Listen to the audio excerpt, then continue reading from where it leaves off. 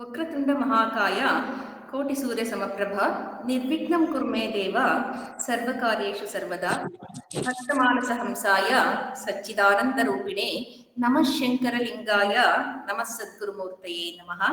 ನಮ್ಮ ಅಪ್ಪ ಅವರಾದ ಶ್ರೀ ಶಂಕರಲಿಂಗ ಭಗವಾನರ ಚರಣ ಕಮಲಗಳಿಗೆ ಭಕ್ತಿಪೂರ್ವಕ ನಮಸ್ಕಾರವನ್ನು ಸಲ್ಲಿಸಿ ಸತ್ಸಂಗವನ್ನು ಆರಂಭ ಮಾಡ್ತಾ ಇದ್ದೀನಿ.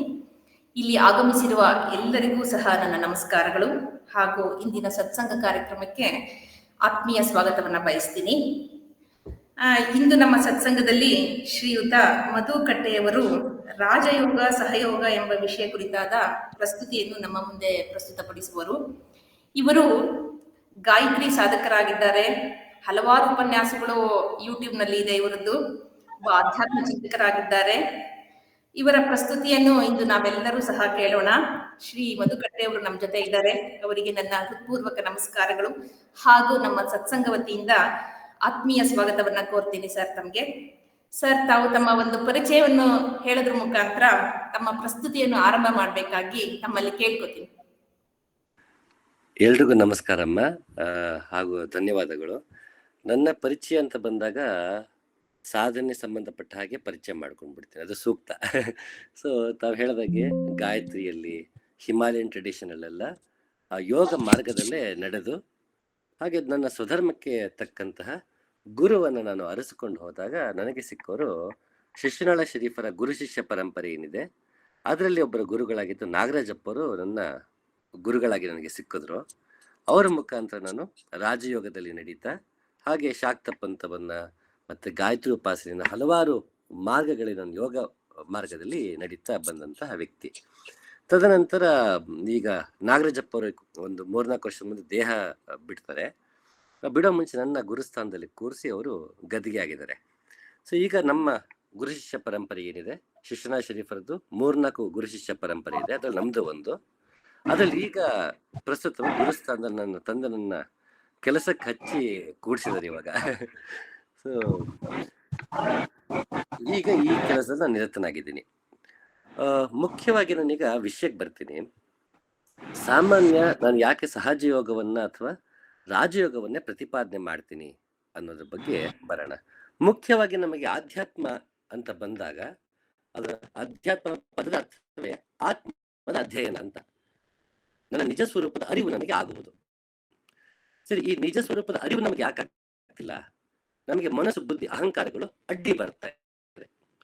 ಹೀಗಾಗಿ ನಮಗೆ ಈ ದೇಹ ನಾನೇ, ಮನಸ್ಸು, ಬುದ್ಧಿ ನಾನೇ, ನನಗೆ ಗೋಚರಿಸುತ್ತಿರುವ ಪ್ರಪಂಚ ಹೇಗಿದೆಯೋ ಹಾಗೆ ನೋಡೋದಕ್ಕಾಗದೆ ನಮ್ಮ ರೀತಿಯಲ್ಲಿ ನೋಡಿಕೊಂಡು ನಮ್ಮದೇ ಸುಖ ದುಃಖಗಳಲ್ಲಿ, ಸಂಸಾರದ ತೊಳಲಾಟಗಳಲ್ಲಿ ನಾವು ಬದುಕ್ತಾ ಮತ್ತೆ ಮತ್ತೆ ಹುಟ್ಟು ಬರ್ತಿರ್ತೀವಿ. ಇದಕ್ಕೆ ಕಾರಣ ನಮ್ಮ ನಿಜ ಸ್ವರೂಪದ ಅರಿವಿಲ್ಲ ಅನ್ನೋದು.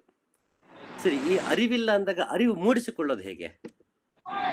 ನನ್ನ ನಿಜ ಸ್ವರೂಪದ ಅರಿವು ಮೂಡಿಸಿಕೊಳ್ಳೋದು ಹೇಗೆ ಅಂತ ಬಂದಾಗ ಆಗ ಋಷಿ ಮುನಿಗಳು, ಹಲವಾರು ದಾರ್ಶನಿಕರು, ಸಾಧಕರು ಸಾವಿರಾರು ವರ್ಷಗಳ ಹಿಂದೆ ನಮಗೆ ಹಠಯೋಗ, ಕ್ರಿಯಾಯೋಗ, ಶ್ರೀವಿದ್ಯೆ, ಅಭಿನವ ಗುಪ್ತ, ಹೀಗೆ ಹಲವಾರು ಜನ ಹಲವಾರು ಯೋಗ ರೀತಿಗಳನ್ನ, ತಂತ್ರಗಳನ್ನ ನಮಗೆ ನೀಡ್ತಾ ಬಂದ್ರು ಸಾವಿರಾರು ವರ್ಷಗಳಿಂದ. ಒಂದೊಂದು ಕಾಲ ಆ ಕಾಲಕ್ಕೆ ರಾಜಕೀಯವಾಗಿ, ಸಾಮಾಜಿಕವಾಗಿ ಮತ್ತೆ ಪರಿಸರಕ್ಕೆ ಸಂಬಂಧಪಟ್ಟಂಗೆ, ಅಲ್ಲಿ ಜನರ ಸಂಬಂಧಪಟ್ಟಂಗೆ ಸೂಕ್ತವಾದಂತ ಮಾರ್ಗಗಳು ಕೆಲವಿದ್ವು. ಕೆಲವೊಂದು ಮಾರ್ಗಗಳು ಕಾರಣಾಂತರಗಳಿಂದ ಅದು ಅಲ್ಲಿಗೆ ನಿಂತು ಹೋಯಿತು. ಯಾಕೆಂದ್ರೆ ಸಾಮಾಜಿಕವಾಗಿರ್ಬೋದು, ಕೆಲವೊಂದು ತುಂಬಾ ಕಠೋರವಾದಂತ. ಮಂಜುಳಾ BS ಅವರು ಮ್ಯೂಟ್ ಮಾಡಿ ಪ್ಲೀಸ್. ನಂಗೆ ಇಲ್ಲಿ ಆಪ್ಷನ್ಸ್ ಇಲ್ಲ ಇವತ್ತು ಮ್ಯೂಟ್ ಮಾಡಕ್ ನಿಮ್ಮ. ಓಕೆ ಸರ್, ಕಂಟಿನ್ಯೂ ಮಾಡಿ ಪ್ಲೀಸ್. ಹಲವಾರು ಕಾರಣಗಳಿಂದ ಏನಾಗಿ ಕೆಲವೊಂದು ಮಾರ್ಗಗಳು ಕಠಿಣವಾದ್ರಿಂದ ಅವು ಅಲ್ಲಲ್ಲಿಗೆ ನಿಂತೋಯ್ತು ಅಥವಾ ಅದಕ್ಕೆ ನಡೆದುಕೊಳ್ಳುವವರು ಕಡಿಮೆ ಆಗೋದು. ಉದಾಹರಣೆಗೆ ಶೀತಲವಾದ ಪ್ರದೇಶಗಳಲ್ಲಿ ತೀವ್ರವಾದ ಸಾಧನೆಯನ್ನು ಮಾಡುದು ಅಂತ ಬಂದಾಗ ಕೆಲವು ಸಾಧ್ಯವಾಗಲ್ಲ ಅಲ್ವಾ? ಹಾಗೆ ಕೆಲವೊಂದ್ಸಲಿ ಆತರ ಮಾರ್ಗಗಳು ನಶಿಸಿ ಹೋಗ್ತಾ ಬರುತ್ತೆ. ಪಂಚಮಕಾರಗಳಿದ್ದಂತಹ ಪರಂಪರೆ ಇತ್ತು. ಅದರಲ್ಲಿ ಮದ್ಯ, ಮಾಂಸ, ಮಿಥುನ ಅಂತ ಹಲವು ರೀತಿಯಲ್ಲಿ ಆಚರಣೆಗಳಿತ್ತು. ಅದರಿಂದ ಏನಾಯ್ತು, ಸಮಾಜದಲ್ಲಿ ಅದನ್ನ ದುರ್ಬಳಕೆ ಆದಾಗ ಪಂಚಮಗಳಿದ್ದಂತಹ ಒಂದು ಮಾರ್ಗವನ್ನ ತೊರೆದು ದಕ್ಷಿಣ ಮಾರ್ಗ ಅಂತ ಶುರು ಮಾಡಿ ಅದರಲ್ಲಿ ಒಂದು ಬಲಪಂಥೀಯವಾದಂತಹ ಒಂದು ಸಾತ್ವಿಕವಾದ ಆಚರಣೆಗಳಲ್ಲಿ ಶ್ರೀವಿದ್ಯೆ ದಕ್ಷಿಣಕ್ಕೆ ಬಂತು. ಹೀಗೆ ನಾನಾ ಕಾರಣಗಳಿಂದ ಹಲವು ಮಾರ್ಗಗಳು ಮೂಲದಲ್ಲಿ ಇದ್ದ ಹಾಗೆ ಈಗ ಇಲ್ಲ.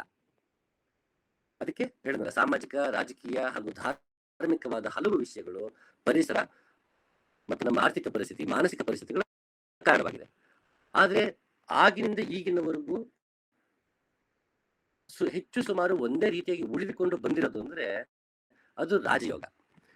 ಯಾಕೆಂದ್ರೆ ಹೆಸರಲ್ಲೇ ಅದು ರಾಜ ಇದೆ. ರಾಜನ ಸಾಮಾನ್ಯ ನೀತಿ ನಿಯಮಗಳು ಕಡಿಮೆ. ಅವನು ರಾಜ ಎಲ್ಲಿ ಬೇಕಾದ್ರೂ ಆರಾಮಾಗಿರ್ಬೋದು, ಹಾಗಾಗಿ ಅವನು ರಾಜ. ಅಂತಹ ಯೋಗ ಅಂದ್ರೆ ಇಲ್ಲಿ ಯಾವಾಗ ಬೇಕಾದ್ರೂ ಮಾಡಬಹುದಾದ ಯೋಗ ಒಂದಿತ್ತು ಅಂದ್ರೆ ಅದು ರಾಜಯೋಗ ಅಂತ.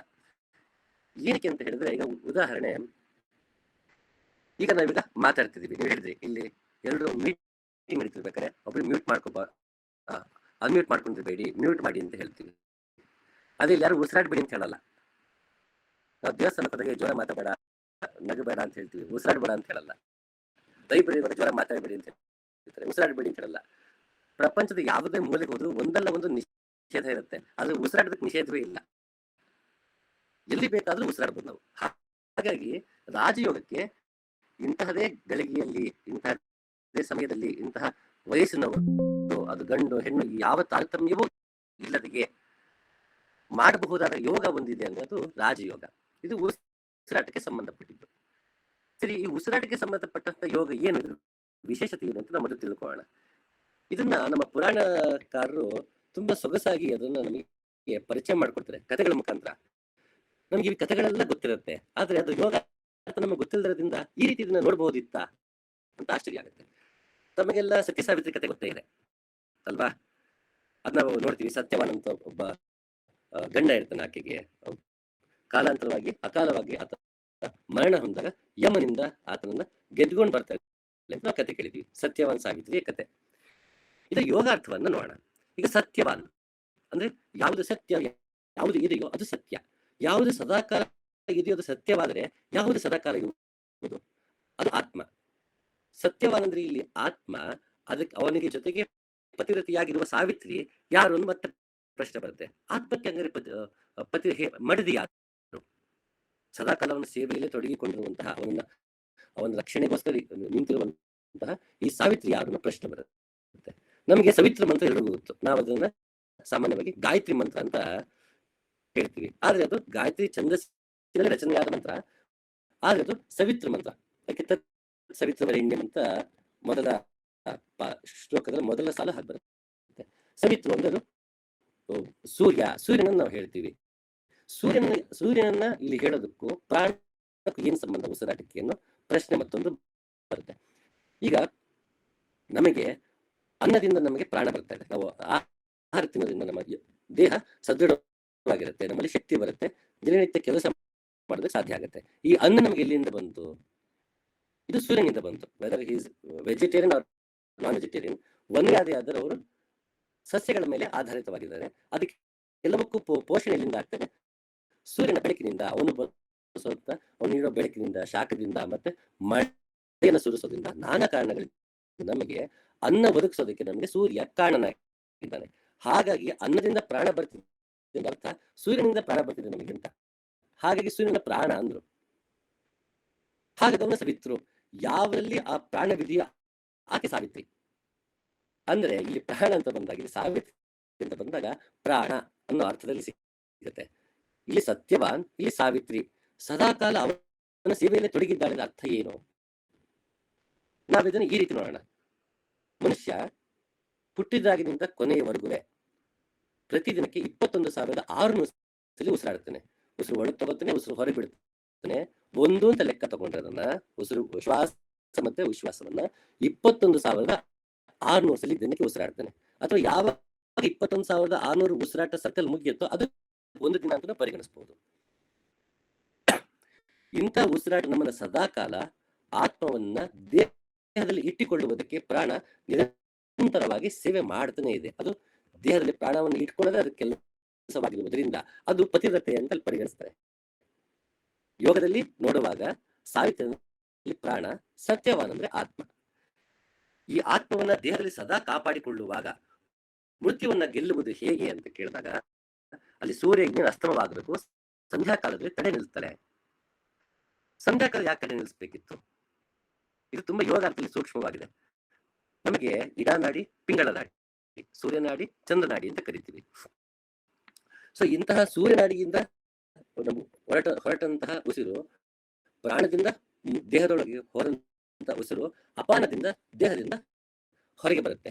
ಸೊ ಉಸಿರು ಒಳಗೆ ತಗೊಂಡಾಗ ಅದು ಸೂರ್ಯೋದಯವಾದರೆ, ಉಸಿರನ್ನ ದೇಹದ ಹೊರಗೆ ಬಿಡುವಾಗ ಸೂರ್ಯಾಸ್ತಮ. ಹಾಗೆ ಇದರ ಸಂಧ್ಯಾ ಕಾಲ ಅಂತ ಬಂದಾಗ ಇದನ್ನ ಕುಂಭಕ ಅಂತ ಕರಿತೀವಿ. ನಮ್ಮಲ್ಲಿ ಉಸಿರಾಟನ 3 ಬಗೆ: ಪೂರಕ, ರೇಚಕ, ಕುಂಭಕ ಅಂತ. ಉಸಿರನ್ನು ತೆಗೆದುಕೊಳ್ಳುವಾಗ ಪೂರಕವಾದರೆ, ಉಸಿರು ಬಿಟ್ಟಾಗ ರೇಚಕ. ಇದರ ಮಧ್ಯೆ ಇರುವಂತಹ ಸಂಧ್ಯಾ ಕಾಲ ಅದು ಕುಂಭಕ ಅಂತ.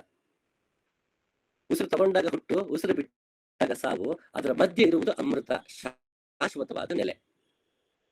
ಇದನ್ನ ವಿಜ್ಞಾನ ಭೈರವ ತಂತ್ರದಲ್ಲಿ ಶಿವ ಅದನ್ನೇ ಹೇಳ್ತಾನೆ: ಉಸಿರು ತಗೋ, ಉಸಿರು ಬಿಡು, ಮಧ್ಯೆ ಒಂದು ನ್ಯಾನೋ ಸೆಕೆಂಡ್ ಅಲ್ಲಿ ಪಾಸ್ ಇದೆ, ಅದನ್ನ ಗ್ರಹಿಸು, ಆಗ ನಿನಗೆ ಜ್ಞಾನೋದಯ ಆಗುತ್ತೆ ಅಂತ ವಿಜ್ಞಾನ ಭೈರವ ತಂತ್ರದ ಮೊದಲ ತಂತ್ರ ಇದಾಗಿದೆ. ಇದನ್ನೇ ಆಕೆ ಉಸಿರನ್ನು ಒಳಗೆ ತಗೊಂಡಾಗ, ಸೂರ್ಯನಾಡಿಯಲ್ಲಿದ್ದಾಗ ಅಲ್ಲಿ ಉಸಿರಾಟವನ್ನ ಬಂಧಿಸಿ, ಅದರಲ್ಲಿ ನಾವು ಬಹಿರ್ಕುಂಭಕ, ಅಂತರ್ಕುಂಭಕ ಅಂತ ಹೇಳ್ತೀವಿ ಯೋಗ ಮಾರ್ಗದಲ್ಲಿ. ಇಂತಹ ಉಸಿರಾಟವನ್ನು ತಡೆದು ನಿಲ್ಲಿಸಿ ಯಮನನ್ನ, ಸಾವನ್ನ ಗೆದ್ದೊಳಂತೆ ತನ್ನ ನಿಜ ಸ್ವರೂಪವನ್ನು ಅರಿತುಕೊಳ್ಳೋದಕ್ಕೆ ಸಹಾಯವಾಯಿತು ಅನ್ನೋ ಅರ್ಥದಲ್ಲಿ ಸತ್ಯವಂತ ಸಾಹಿತ್ಯ ಕಥೆಯನ್ನು ನಾವು ಯೋಗಾರ್ಥದಲ್ಲಿ ನೋಡ್ಬೋದು. ಇನ್ನು ತಮಗೂ ಗೊತ್ತಿರುತ್ತೆ, ನಮಗೆ ಸಮುದ್ರ ಮಂಥನದ ಕಥೆ ಗೊತ್ತಿರುತ್ತೆ. ಇದರಲ್ಲಿ ಕೂರ್ಮಾವತಾರವಾಗಿ ಭಗವಂತ ಬರ್ತಾನೆ. ಮೇರು ಪರ್ವತವಿದೆ, ಅಲ್ಲಿ ಹಾವನ್ನ ಹಿಡಿದು ದೇವಾಸುರರು ಅದನ್ನ ಮಂಥನ ಮಾಡ್ತಾರೆ. ಇದನ್ನ ನಾವು ಯೋಗಾರ್ಥದಲ್ಲಿ ನೋಡೋದಾದ್ರೆ, ನಮ್ಮ ದೇಹದಲ್ಲಿ ಕೂರ್ಮನಾಡಿ ಅಂತ ಇದೆ. ಈ ಕೂರ್ಮನಾಡಿ ಆಧಾರದ ಮೇಲೆ ಉಸಿರನ್ನ ತಗೊಳ್ತಾ ಉಸಿರನ್ನ ಬಿಡುವುದನ್ನ, ಅದು ಏನು ಮಂಥನ ಮಾಡ್ತಾರೆ ಕರ್ಗೋಳ್ತಾರ, ಆ ರೀತಿ ಉಸಿರನ್ನ ಒಳಗೆ ತಗೊಂಡು ಉಸಿರು ಹೊರಗೆ ಬಿಡೋದನ್ನ ಯೋಗ ರೀತಿಯಲ್ಲಿ ಅರಿವಿನಿಂದ ಮಾಡಿದಾಗ ನಮ್ಮ ಕಲ್ಮಶಗಳೆಲ್ಲ ಮೊದಲು ಹೊರಗೆ ಬರುತ್ತೆ. ಅದೇ ಹಲಾಹಲ. ಯಾವಾಗ ಕಲ್ಮಶಗಳೆಲ್ಲ ಹೊರಗೆ ಬರುತ್ತೆ, ತದನಂತರ ಲಕ್ಷ್ಮಿ ಬರ್ತಾಳೆ, ಅದು ನಮಗೆ ಜ್ಞಾನ ಸಂಪತ್ತು ಸಿಗುತ್ತೆ. ಆ ಜ್ಞಾನ ಸಂಪತ್ತು ಸಿಕ್ಕಿದಾಗ ಆನಂದವೆನ್ನುವ ಅಮೃತ ನಮಗೆ ದೊರಕುತ್ತೆ. ಇದು ಕೂರ್ಮಾವತಾರದ ಅಲ್ಲಿ ಸಮುದ್ರ ಮಂಥನದ ಯೋಗಾರ್ಥ. ಹೀಗೆ ಹಲವು ಪುರಾಣದಲ್ಲಿ ಬರುವಂತಹ ಕಥೆಗಳಲ್ಲಿ ನಮಗೆ ರಾಜಯೋಗವನ್ನಂದ್ರೆ ಉಸಿರಾಟಕ್ಕೆ ಸಂಬಂಧಪಟ್ಟಂತಹ ಯೋಗವನ್ನ ಕಥೆಯ ಮುಖಾಂತರ ನಮಗೆ ಕಟ್ಟಿಕೊಡ್ತಾರೆ. ಇನ್ನು ಒಂದು ಕಥೆ ಹೇಳಿ ಮತ್ತಷ್ಟು ಪ್ರಶ್ನೆಗೆ ಹೋಗಿ ಮತ್ತೆ ನಾವು ರಾಜಯೋಗಕ್ಕೆ ಬರೋಣಂತೆ. ನಮಗೆಲ್ಲ ಗೊತ್ತಿದೆ, ಕೃಷ್ಣನ ತಾಯಿ ಕಟ್ಟಾಕ ಪ್ರಯತ್ನ ಪಡ್ತಾರೆ, ಅವ್ನ ಕೈಗೆ ಸಿಗೋದಿಲ್ಲ ಅನ್ನೋ ಕಥೆ ನಮಗೆಲ್ಲ ಗೊತ್ತು. ಭಗವಂತನ ಹಿಡಿಯೋದಕ್ಕೆ ಅಂತ ಹೋದಾಗ, ನಾನಿನ್ನ ಹಿಡಿತೀನಿ ಭಗವಂತ ಸಿಗಲ್ಲ, ಅವ್ನ ಕೈ ತಪ್ಪಿಸ್ಕೊಂಡು ಓಡ್ತಾನೆ ಇರ್ತಾನೆ. ಸುಸ್ತಾಗತ್ತೆ ಯಶೋದೆಗೆ, ಅಪ್ಪ ಕೃಷ್ಣನ ಹಿಡಿಯಕ್ಕಾಗಲ್ಲಪ್ಪ ಅಂತ. ಚಿಕ್ಕ ಹುಡುಗ, ಹಿಡಿಯಕ್ಕಾಗಲ್ಲ, ಸುಸ್ತಾಗಿ ಕೃಷ್ಣನ ಹಿಡಿಯಕ್ಕಾಗಲ್ಲ ಅಂದಾಗ ಕೈಗೆ ಸಿಗ್ತಾನೆ. ಸರಿ, ಕೈಗೆ ಸಿಗ್ತಾ ಅಂತ ನಾವು ಬನ್ಸಕ್ ಹೋದ್ರೆ, ಅವನ್ನ ಪ್ರೊಸೆಸ್ ಮಾಡಕ್ ಹೋದ್ರೆ, ಅವನ್ನ ಕಟ್ಟಾಕೋದಕ್ಕೆ ಅಂತ ಹೋದಾಗ ಅವಳು ಕಟ್ಟಾಕೋದಕ್ಕೆ ಎಲ್ಲಿ ಹೋಗೋದು? ಉಡಿಯಾನ ಅಂದ್ರೆ ಹೊಕ್ಕಳದ ಸೊಂಟಕ್ಕೆ ಸುತ್ತ ಹಗ್ಗ ಕಟ್ಟಕ್ಕೆ ಹೋಗ್ತಾಳೆ. ಈ ಸೊಂಟಕ್ಕೆ ಸುತ್ತ ಹಗ್ಗ ಕಟ್ಟೋದ್ರೆ ಉಡಿಯಾನ ಬಂದ ಅಂತ. ಹಠಯೋಗದಲ್ಲಿ ಉಡಿಯಾನ ಬಂದ ಅಂತ ಹೇಳ್ತೀವಿ. ಅದು ತಾವೆಲ್ಲ ಸರ್ಚ್ ಮಾಡಿ ನೋಡ್ಬೋದು. ಮತ್ತೆ ಕೂಲಂಕುಷವಾಗಿ ನೋಡೋಣ ಉಡಿಯಾನ ಬಂದ ಏನು ಅಂತ, ಮತ್ತೆ ಅವಕಾಶ ಸಿಕ್ಕಿದಾಗ ನೋಡೋಣ. ಸೊ ಇಂಥ ಉಡಿಯಾನ ಬಂದ ಹಾಕೋದಕ್ಕೆ ಹೋದಾಗ ಮನುಷ್ಯ ಪ್ರಯತ್ನವೇ, ನಾನು ಭಗವಂತನ ಉಡಿಯಾನ ಬಂದ ಹಾಕಿ ಉಸಿರನ್ನ ಪೂರಕ ರೇಚಕ ಕುಂಭಕ ಮಾಡಿ ಕಟ್ಟಿ ಹಾಕ್ತೀವಿ ಅಂತ ಪ್ರಯತ್ನ ಪಟ್ಟರೆ ಭಗವಂತ ಸಿಗಲ್ವಂತ. ಮತ್ತೆ ಶರಣಾಗ್ತೀವಿ, ಅಯ್ಯೋ ಉಡಿಯಾನ ಬಂದ ಹಾಕಿದ್ರು ನೀ ಸಿಗ್ತಿಲ್ವಲ್ಲಪ್ಪ, ಏನಪ್ಪಾ ಮಾಡ್ಬೇಕು ಅಂತ ಮತ್ತೆ ಹತಾಶರಾದಾಗ ಭಗವಂತನೇ ಕೃಪೆ ಮಾಡಿ ಉಡಿಯಾನ ಬಂದಕ್ಕೆ ಸಿಕ್ಕಾಕೊಳ್ತಾನಂತೆ. ಹಾಗೆ ಉಡಿಯಾನ ಬಂದಕ್ಕೆ ಅವನ ಸೊಂಟಕ್ಕೆ ಹಗ್ಗ ಕಟ್ಟಿ ಕೂರಿಸಿದ್ರು ಕೂಡ ಯಶೋದೆಯಾದಂತಹ ನಾವು, ಓ ಭಗವಂತ ನಮ್ ಕೈಗೆ ಸಿಕ್ಕದ ಅಂತ ಅವನಿಗೆ ಇರುವುದನ್ನ ಮರೆತು ಮತ್ತೆ ಸಂಸಾರದ ತೊಳೆದಾಟಗಳಲ್ಲಿ ಜವಾಬ್ದಾರಿಗಳಲ್ಲಿ ಮುಳುಗಿದಾಗ ಭಗವಂತ ಉಡಿಯಾನ ಬಂದ ಹಿಡ್ಕೊಂಡೆ ಹೊರಟೋಗ್ಬಿಡ್ತಾನೆ. ಮುಂದೆ ತಪ್ಪಿಸ್ಕೊಂಡು ಅವನ್ನ ಕಟ್ಟಾಕಿರ್ತಾನೆ ಕೃಷ್ಣನನ್ನ, ಮತ್ತೆ ತಪ್ಪಿಸ್ಕೊಂಡು ಹೋಗ್ಬಿಡ್ತಾನೆ ಆತ. ನಾವು ಸಂಸಾರ ಹೇಳ್ತೀವಿ, ಓ ಭಗವಂತನ ಕಟ್ಟಾಕ್ಬಿಟ್ವಿ ಅಂತ, ಆದ್ರೆ ನಮಗೆ ತಪ್ಪಿಸ್ಕೊಂಡು ಹೋಗ್ಬಿಟ್ಟಿರ್ತಾನೆ. ಇದು ಯೋಗ ಮಾರ್ಗದಲ್ಲಿ ನಾವು ನೋಡಬಹುದಂತಹ ಪುರಾಣದಲ್ಲಿರುವಂತಹ ರಾಜಯೋಗ ಮತ್ತು ಉಸಿರಾಟಕ್ಕೆ ಸಂಬಂಧಪಟ್ಟಂತಹ ಯೋಗಗಳು. ಇದು ಬೇಸಿಕ್ ಇಂಟ್ರೊಡಕ್ಷನ್ ಅಂತ ಅನ್ನೋಣ. ಇದು ಮುಂದೆ ನಾನು ಹೋಗೋದಕ್ಕೂ ಮುಂಚೆ ಯೋಗಕ್ಕೆ ಸಂಬಂಧಪಟ್ಟ ಹಾಗೆ ಮತ್ತು ಉಸಿರಾಟಕ್ಕೆ ಸಂಬಂಧಪಟ್ಟ ಹಾಗೆ ತಮಗೆ ಏನಾದ್ರು ಕೇಳುವಂತಹ ಪ್ರಶ್ನೆಗಳಿದ್ದರೆ ನಾನು ಅದನ್ನ ಕೇಳಿ ಮತ್ತೆ ನಾನು ಇದು ಮುಂದುವರಿಸೋದಕ್ಕೆ ಸುಲಭ ಆಗತ್ತೆ. ಇಲ್ಲಾಂದ್ರೆ ಇದು ಒಂಟಿದನೇ ಆಗ್ಬಿಡುತ್ತೆ.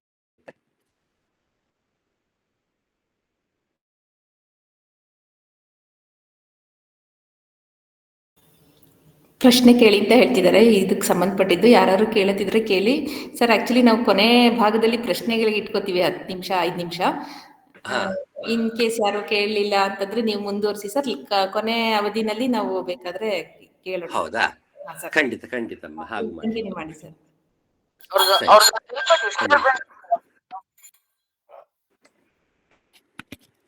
ಕಂಟಿನ್ಯೂ ಮಾಡ್ಲಾಗಾದ್ರೆ ಹಾ ಮಾಡಿ ಸರ್. ಕೊನೆ 5 ನಿಮಿಷ ಯಾರು ಕೇಳೋದಿದ್ರೆ ಕೇಳ್ತಾರೆ. ಅವ್ರಿಗೆ ನಮ್ಮ ಪ್ರೋಟೋಕಾಲ್ ಹಾಗೆ ಇದೆ, ಕೊನೆ ಟೈಮಲ್ಲಿ ನಾ ಹೌದಾ? ಕೇಳ್ತಾರೆ. ಹಾ ಸರಿ ಅಮ್ಮ, ಆಯ್ತು. ಸೊ ಇದು ಉಸಿರಾಟಕ್ಕೆ ಸಂಬಂಧಪಟ್ಟಂತಹ ರಾಜಯೋಗದ ಪ್ರವೇಶದ ವಿಷಯ. ಇದನ್ನ ಮತ್ತೆ ನಾವು ಬೃಹದಾರಣ್ಯಕೋಪನಿಷತ್ತು, ಚಾಂದೋಗ್ಯ ಉಪನಿಷತ್ತಲ್ಲಿ ಇದನ್ನ ನೋಡಬಹುದು. ಏನಂತಂದ್ರೆ ಮುಖ್ಯ ಪ್ರಾಣ ಅಂತ ಹೇಳುತ್ತೆ. ಮುಖ್ಯ ಪ್ರಾಣ ಅಂತ ಯಾಕೆ ಹೇಳುತ್ತೆ ಉಸಿರಾಟಕ್ಕೆ ಸಂಬಂಧಪಟ್ಟ ಹಾಗೆ ಅಂತಂದಾಗ, ನಮ್ಮಲ್ಲಿ ದೇಹದಲ್ಲಿ 5 ಪ್ರಾಣಗಳಿದೆ ಅಂತ ನಮಗೆಲ್ಲ ಗೊತ್ತಿದೆ. ಪ್ರಾಣ, ಅಪಾನ, ಉದಾನ, ಸಮಾನ, ವ್ಯಾನ ಅಂತ 5 ಪ್ರಾಣಗಳು ನಮ್ಮ ದೇಹದಲ್ಲಿ ಇದೆ. ಇದು ದೇಹದ ಫಂಕ್ಷನಾಲಿಟಿಗೆ ಸಂಬಂಧಪಟ್ಟಿದ್ದು. ಪ್ರಾಣ ಉಸಿರನ್ನ ಒಳಗೆ ತಗೊಳ್ಳುತ್ತೆ, ಅಪಾನ ಉಸಿರನ್ನ ಹೊರಗೆ ಬಿಡುತ್ತೆ, ಸಮಾನ ನಾವು ತಿಂದಂತ ಇದನ್ನೆಲ್ಲವನ್ನು ಅರಗಿಸಿಕೊಂಡದನ್ನ ದೇಹಕ್ಕೆ ಪೂರ್ತಿ ಶಕ್ತಿಯನ್ನು ಸಮಾನವಾಗಿ ಹಂಚುತ್ತೆ. ಮತ್ತು ಉದಾನ ವಿಸರ್ಜನೆಗೆ ಬಳಕೆ ಆಗುವಂತಹ ಒಂದು ಪ್ರಾಣ. ಮತ್ತೊಂದು ವ್ಯಾನ ಮೂಲಾಧಾರದಿಂದ ಸಹಸ್ರಾರಕ್ಕೆ ನಮ್ಮ ದೇಹದಲ್ಲಿ ಅದೊಂದು ಸಿಂಗ್ಯುಲಾರಿಟಿನಲ್ಲಿ ಕೆಲಸ ಮಾಡುವಂತಹ ಚೈತನ್ಯ ಪೂರಕವಾದಂತಹ ಒಂದು ಪ್ರಾಣ ಅನ್ನೋದು ವ್ಯಾನ. ಇದು ನೇರ ಆತ್ಮ ಸಾಕ್ಷಾತ್ಕಾರಕ್ಕೆ ಸಂಬಂಧಪಟ್ಟಂತಹ ಪ್ರಾಣವಾಗಿರುತ್ತೆ. ಯಾವುದು? ವ್ಯಾನ. ಇದು ಪಂಚ ಪ್ರಾಣಗಳು. ಇದನ್ನ ಮುಖ್ಯ ಪ್ರಾಣ ಅಂತ ಪರಿಗಣಿಸಿ ಬೃಹದಾರಣ್ಯಕ ಉಪನಿಷತ್ತು ಮತ್ತೆ ಚಾಂದೋಗ್ಯ ಉಪನಿಷತ್ತು ಅದ್ರ ಬಗ್ಗೆನೇ ಪರ್ಟಿಕ್ಯುಲರ್ ಆಗಿ ಮಾತಾಡುತ್ತೆ. ಇದಕ್ಕೆ ಕಾರಣ ಏನು ಅಂತಂದ್ರೆ, ನಾವೀಗ ಹಠಯೋಗ ಅಂತ ನೋಡ್ತೀವಿ, ಅದರಲ್ಲಿ ಕುಂಡಲಿನಿ ಜಾಗೃತಿ ಮಾಡ್ಕೊಂಡು ಹೋಗೋದ್ರ ಬಗ್ಗೆನೇ ಮಾತಾಡ್ತಾ ಹೋಗುತ್ತೆ. ಯಾವುದು? ಗೋರಖನಾಥ ಬಗ್ಗೆ ಮಾತಾಡ್ತಾ ಹೋಗ್ತಾನೆ. ನಮ್ಮ ದೇಹದಲ್ಲಿ 7 ಚಕ್ರಗಳಿವೆ: ಮೂಲಾಧಾರ, ಸ್ವಾಧಿಷ್ಠಾನ, ಮಣಿಪುರ, ಅನಾಹತ, ವಿಶುದ್ಧಿ, ಆಜ್ಞಾ, ತದನಂತರ 7 ಸ್ಥಿತಿಯಾದಂತಹ ಸಹಸ್ರಾರ. ಈ 7 ಚಕ್ರಗಳನ್ನ ಒಂದೊಂದೇ ಚಕ್ರವಾಗಿ ನಾವು ಇರೋದಕ್ಕೆ ಮತ್ತೆ ಉಸಿರಾಟವನ್ನೇ ಬಳಸ್ತೀವಿ. ಮೂಲಾಧಾರ ಜಾಗೃತಿ ಮಾಡ್ಬೇಕಾದ್ರೆ ಇಷ್ಟು ಪೂರಕ, ಇಷ್ಟು ರೇಚಕ, ಇಷ್ಟು ಕುಂಭಕ ಅಂತ ವಿಧಾನಗಳಿರುತ್ತೆ. ಅಷ್ಟೇ ನಾವು ಉಸಿರಾಟವನ್ನ ಬಳಸಿ ಪ್ರಾಣಾಯಾಮ ಮಾಡಿದಾಗ ಒಂದೊಂದೇ ಚಕ್ರವನ್ನ ಜಾಗೃತಿ ಮಾಡ್ಕೊಳ್ತಾ ಹೋಗ್ಬೋದು. ಇದು ಹಠಯೋಗದ ಒಂದು ರೀತಿ. ಇನ್ನು ಶ್ರೀವಿದ್ಯೆ ಅಂತ ಬಂದಾಗ, ಅದು ಅಭಿನವ ಗುಪ್ತನ ಕಾಲದ ಶ್ರೀವಿದ್ಯೆ ಇರ್ಬೋದು, ಅಥವಾ ಶಂಕರಾಚಾರ್ಯರು ದಕ್ಷಿಣಕ್ಕೆ ತಂದಾಗ ಇರುವಂತಹ ಶ್ರೀವಿದ್ಯೆ ಮತ್ತೆ ಶ್ರೀಚಕ್ರದ ಉಪಾಸನೆ ಇರ್ಬೋದು. ಅದರಲ್ಲಿ ಆಚರಣೆ ಎಲ್ಲಿ ಸಾತ್ವಿಕ ಮತ್ತೆ ಎಡಮಾರ್ಗ ಅನ್ನೋದು, ವಾಮ ಮಾರ್ಗ ಅನ್ನೋದು ಇದೆ ಹೊರತು, ಒಳಗೆ ಯೋಗ ಮಾರ್ಗದಲ್ಲಿ ಅದರಲ್ಲಿ ಸಾತ್ವಿಕ ಮತ್ತೆ ಎಡಮಾರ್ಗ ಅಂತ ಬರೋದಿಲ್ಲ, ಅದರಲ್ಲಿ ವಾಮ ಮಾರ್ಗ ಅಂತ ಬರೋದಿಲ್ಲ. ಪೂರ್ತಿ ಚಕ್ರಗಳಿಗೆ ಸಂಬಂಧಪಟ್ಟಿರುತ್ತೆ. ಅಲ್ಲಿ ಪಂಚಕೋಶಗಳ ಬಗ್ಗೆ ಮಾತಾಡ್ತೀವಿ ಗಾಯತ್ರಿಯಲ್ಲಿ ಮತ್ತೆ ಶ್ರೀವಿದ್ಯೆಯಲ್ಲಿ. ಅದೇನು ಪಂಚಕೋಶಗಳು? ಅನ್ನಮಯ ಕೋಶ, ಪ್ರಾಣಮಯ ಕೋಶ, ಮನೋಮಯ ಕೋಶ, ವಿಜ್ಞಾನಮಯ ಕೋಶ, ಆನಂದಮಯ ಕೋಶ. ಅಂದರೆ ನನಗೆ ಮೊದಲು ಅನುಭವಕ್ಕೆ ಬರೋದು ಎಲ್ರಿಗೂ, ನಮ್ಮ ದೇಹದ ಅನುಭವ ನಮ್ಗೆ ಎಲ್ರಿಗೂ ಬಂದೇ ಬರುತ್ತೆ. ಅದು ನಮ್ಗೆ ಯಾರು ನಮ್ಗೆ ಹೇಳ್ಕೊಡ್ಬೇಕಾಗಿಲ್ಲ. ಇದು ಪ್ರಾಣಮಯ ಕೋಶ, ಅನ್ನಮಯ ಕೋಶ. ಅದು ಎಲ್ರಿಗೂ ಅನುಭವ ಬರುತ್ತೆ. ಪುಟ್ಟ ಮಗುವಿನಿಂದ ಪ್ರತಿಯೊಬ್ಬನೂ ಅನುಭವ ಬರುತ್ತೆ. ಇದು ಪ್ರಾಣಮಯ ಕೋಶ, ಉಸಿರಾಟ ಆಡ್ತಿದ್ದೀವಿ, ಅದು ನಮ್ಮ ಎಲ್ರಿಗೂ ಅನುಭವಕ್ಕೆ ಬಂದೇ ಬರುತ್ತೆ. ಅದು ಹೇಗೆ ನಡೀತಿದೆ? ಈ ದೇಹ ನಾನಲ್ಲ ಅಂತ ಅರ್ಥ ಆಗ್ಬೇಕಂದಾಗ ಉಸಿರಿನ ಸಹಾಯದಿಂದ ಅನ್ನಮಯ ಕೋಶದಿಂದ ನಾವು ಮೇಲೆ ಹೋಗೋದು. ಈ ದೇಹ ನಾನಲ್ಲ, ಉಸಿರಾಡ್ತಿದ್ದೀನಿ, ಬಟ್ ಈ ಉಸಿರಾಟ ನಾನ್ ಆಡ್ತಲ್ಲ. ಯಾಕೆ? ನಮ್ಮಲ್ಲಿಗಿದ್ದಾಗಲೂ ಉಸಿರಾಡ್ತಿರ್ತೀನಿ, ನಾನು ಕೋಮಾಗ ಹೋದ್ರೂ ಉಸಿರಾಡ್ತಿರ್ತೀನಿ, ನನ್ನ ಅರಿವಿಲ್ಲದೆಯೂ ನಾನು ಉಸಿರಾಡ್ತಿರ್ತೀನಿ. ಪ್ರಪಂಚದಲ್ಲಿ ಯಾರು ಏನ್ ಬೇಕಾದ್ರೂ ಮರಿಬೋದು, ಉಸಿರಾಟನ ಮರೆಯಕ್ಕೆ ಸಾಧ್ಯ ಇಲ್ಲ. ಅಯ್ಯೋ ನನಗೆ ಉಸಿರಾಟದ ಮರ್ಬಿಟ್ನಲ್ಲ ಅನ್ನಕ್ಕಾಗಲ್ಲ. ತಾನು ಸಹಜವಾಗಿ ನಡೆಯುತ್ತಿರುವಂತಹ ಕ್ರಿಯೆ ಈ ಉಸಿರಾಟ. ಹಾಗಾಗಿ ಈ ಉಸಿರಾಟ ತಾನಾಗಿ ನಡೀತಿದೆ ಅಂದ್ರೆ ಈ ಉಸಿರಾಟ ನಾನು ಮಾಡ್ತಲ್ಲ. ಹಾಗಾಗಿ ಅನ್ನಮಯ ಕೋಶವೂ ನಾನಲ್ಲ, ಪ್ರಾಣಮಯ ಕೋಶವೂ ನಾನಲ್ಲ. ಹಾಗಾಗಿ ಮನಸ್ಸು ನಾನು ನಿಯಂತ್ರಿಸಕ್ಕೆ ಹೋದ್ರೂ ಈ ಮನಸ್ಸು ತನ್ನ ರೀತಿಯಲ್ಲಿ ಯೋಚನೆ ಮಾಡ್ತಾ ಇದೆ, ತನ್ನ ರೀತಿಯಲ್ಲಿ ಸುಖ ದುಃಖಗಳನ್ನ ನೋಡ್ತಾ ಇದೆ. ಹಾಗಾಗಿ ಮನಸ್ಸು ನನ್ನ ನಿಯಂತ್ರಣದಲ್ಲಿ ಇಲ್ಲದೆ ಇರುವುದರಿಂದ ಈ ಮನಸ್ಸು ನಾನಲ್ಲ ಅನ್ನೋ ಅರ್ಥ ಆಗುತ್ತೆ. ತದನಂತರ ನಾವು ವಿಜ್ಞಾನಮಯ ಕೋಶ ಹೋಗ್ತೀವಿ. ಇದು ಯಾವುದು ನಾನಲ್ಲ. ಆಮೇಲೆ ನಾನು ಯಾರು? ನಾನು ದೇಹವೂ ಅಲ್ಲ, ಪ್ರಾಣವೂ ಅಲ್ಲ, ಮನಸ್ಸು ಅಲ್ಲ ಅನ್ನೋದಾದ್ರೆ ನಾನು ಯಾರು? ನನ್ನ ನಿಜ ಸ್ವರೂಪದ ಅರಿವಾಗುವುದೇ, ಸತ್ಯಚಿತ್ ಆನಂದ ಸ್ವರೂಪನಾದ ಆತ್ಮದ ನಿಜ ಅರಿವು ಆಗುವುದೇ ವಿಜ್ಞಾನಮಯ ಕೋಶದಲ್ಲಿ. ಯಾವಾಗ ನಮ್ಮ ನಿಜ ಅರಿವು ನಮಗಾಗುತ್ತೆ, ಆಗ ನಮ್ಮಲ್ಲಿ ಆನಂದ ಮೂಡುತ್ತೆ. ಅದು ಆನಂದಮಯ ಕೋಶ. ಈ ಪಂಚಕೋಶಗಳಲ್ಲೂ ನಾವು ಹೋಗ್ಬೇಕು ಅಂದ್ರೆ ಅನ್ನಮಯ ಕೋಶದಿಂದ ನಾವು ಆನಂದಮಯ ಕೋಶಕ್ಕೆ ಹೋಗಬೇಕು ಅಂತಂದ್ರೆ ನಮಗೆ ಪ್ರಾಣದ ಸಹಾಯ ಬೇಕೇ ಬೇಕು. ಹಠಯೋಗದಲ್ಲೂ ಬೇಕು, ಕ್ರಿಯಾಯೋಗದಲ್ಲೂ ಬೇಕು, ಗಾಯತ್ರಿ ಉಪಾಸನೆ ಇರ್ಬೋದು, ಶ್ರೀವಿದ್ಯೆ, ಎಲ್ಲದರಲ್ಲೂ ಪ್ರಾಣದ ಸಹಾಯ ಬೇಕಾಗಿ ಇರುವುದರಿಂದ ಆತ ಮುಖ್ಯ ಪ್ರಾಣ. ಅದು ಚಾಂದ್ರಗ್ಯ ಉಪನಿಷತ್ತು ಮತ್ತೆ ಬೃಹದಾರಣ್ಯಕ ಉಪನಿಷತ್ತು ಅದರ ಬಗ್ಗೆ ಯಥೇಚ್ಛವಾಗಿ ಮಾತಾಡ್ತಾ ಹೋಗುತ್ತೆ. ಇಂತಹ ಪ್ರಾಣದ ಸಹಾಯದಿಂದ ನಾವು ಯೋಗ ಮಾರ್ಗದ ನಡೆದು ನಮ್ಮನ್ನು ನಾವು ಕಂಡುಕೊಳ್ಬಹುದು. ಇನ್ನು ಹಠಯೋಗ ಅಂತ ಬಂದಾಗ ತಮಗೆ ಗೊತ್ತು, ಅದು ಇಂತಿಷ್ಟು ಅಂತ ಒಂದಷ್ಟು ನಿಯಮಗಳಿರುತ್ತೆ. ಇಂಥ ಹೊತ್ತಲ್ಲಿ ಎದ್ದೇಳಬೇಕು, ಇಂಥ ಆಹಾರ ಸೇವನೆ ಮಾಡಬೇಕು, ಈ ರೀತಿ ಭಂಗಿಯಲ್ಲಿ ಕೂತ್ಕೊಳ್ಬೇಕು, ಇಷ್ಟು ಪ್ರಾಣಾಯಾಮ, ಇಷ್ಟು ಆಸನಗಳು. ಅದು ಎಲ್ಲ ವಯಸ್ಸಿನಲ್ಲೂ ಸಾಧ್ಯ ಇಲ್ಲ, ಮತ್ತೆ ಎಲ್ಲರಿಗೂ ಸಾಧ್ಯವಾಗದೇ ಇರೋದ್ರಿಂದ ಕೆಲವು ದೈಹಿಕವಾಗಿ ಹಲವಾರು ಕೊರತೆಗಳಿರುತ್ತೆ. ಬೆನ್ನು ಇರ್ಬೋದು, ಮಂಡಿ ನೋವು ಇರ್ಬೋದು, ಹಲವಾರು ಕಾರಣಗಳಿಗೆ ಹಲವು ಬಂಧಗಳನ್ನ, ಮುದ್ರೆಗಳನ್ನ ಹಾಕೋದಕ್ಕೆ ಆಗಲ್ಲ ಹಠಯೋಗದಲ್ಲಿ. ನಾನಾ ಕಾರಣದಿಂದ ಹಠಯೋಗ ನಮಗೆ ಸಾಧ್ಯವಾಗದೇ ಇರಬಹುದು. ಮತ್ತೆ ಅದು ಒಂದು ದಿನದಲ್ಲಿ 1 ಗಂಟೆಯೋ 2 ಗಂಟೆಯೋ ಕಾಲ ಮಾತ್ರ ಮಾಡುವಂತಹ ಒಂದು ಯೋಗ. ಉಳಿದ 22 ಗಂಟೆ ಕಾಲ ನಮ್ಮ ಜೊತೆಗೆ ನಾವೇ ಬದುಕಬೇಕು. ಬದುಕು ಬೇರೆ ಆಗ್ಬಿಡುತ್ತೆ, ಆಧ್ಯಾತ್ಮ ಬೇರೆ ಆಗ್ಬಿಡುತ್ತೆ. ನಾನು ಬೆಳಗ್ಗೆ 4 ಗಂಟೆಗೆ ಎದ್ದೆ, ನಾನು ಪೂರಕ ರೇಚಕ ಕುಂಭಕ ಮಾಡಿದೆ ಅಂತ ನಾನು ಆಮೇಲೆ ಅದು ಯೋಗ ಅಭ್ಯಾಸ ಮುಗಿಸಿ ಮತ್ತೆ ನಾನು ಆಫೀಸ್ಗೆ ಹೋಗ್ಬೇಕಾದ್ರು ಮನೆಯ ಜೊತೆ ಇರ್ಬೇಕಾದ್ರೆ ನಾನು ಅವ್ರ ಕೋಪ ಮಾಡ್ಕೊಳ್ಳೋದು ಅಥವಾ ಇನ್ನೊಬ್ಬರಿಂದ ಅಸೂಯೆ ಪಡೋದು, ಅದು ಚಿಕ್ಕ ಪುಟ್ಟ ವಿಷಯಕ್ಕೆ ನಾನು ಖಿನ್ನತೆಗೊಳಗಾಗೋದು, ಸ್ವಲ್ಪ ಜೀವನ ಕಷ್ಟ ಬಂದಷ್ಟು ಅಯ್ಯೋ ಏನಪ್ಪ ಮಾಡೋದು ಮುಂದೆ ಅಂತ ಹತಾಶ ಆಗೋದು, ಇವೆಲ್ಲ ಮಾಡ್ತಾ ಇದ್ದು ಬರೀ ನಾನು ಹಠಯೋಗವನ್ನು ಶ್ರೀವಿದ್ಯೆಯನ್ನು ಮಾಡ್ತೀನಿ, ಜೀವನದಲ್ಲಿ ನಾನು ಏನೋ ಬದಲಾವಣೆ ನಾನು ಮಾಡ್ಕೊಳ್ಳಲ್ಲ ಅಂದ್ರೆ ಈ ಯೋಗಕ್ಕೂ ಬದುಕಿಗೂ ತಾಳೆನೇ ಆಗೋದಿಲ್ಲ. ಹಾಗಾಗಿ ಎಷ್ಟೋ ಬಾರಿ ನಮಗೆ ಯಾವುದೋ ಒಂದು ಉಪಾಸನೆ ಸೀಮಿತ ಅವಧಿಯಲ್ಲಿ ಮಾಡಿ ನಮ್ಮ ಜೀವನದ ರೀತಿಯನ್ನು ಬದಲಾಯಿಸಿಕೊಳ್ಳದೆ ಅಥವಾ ಅದರ ಮೇಲೆ ಇದು ಪರಿಣಾಮ ಬೀರದೆ ಹೋದರೆ ವ್ಯರ್ಥವಾಗುವಂತಹ ಸಾಧ್ಯತೆಗಳು ಹೆಚ್ಚು.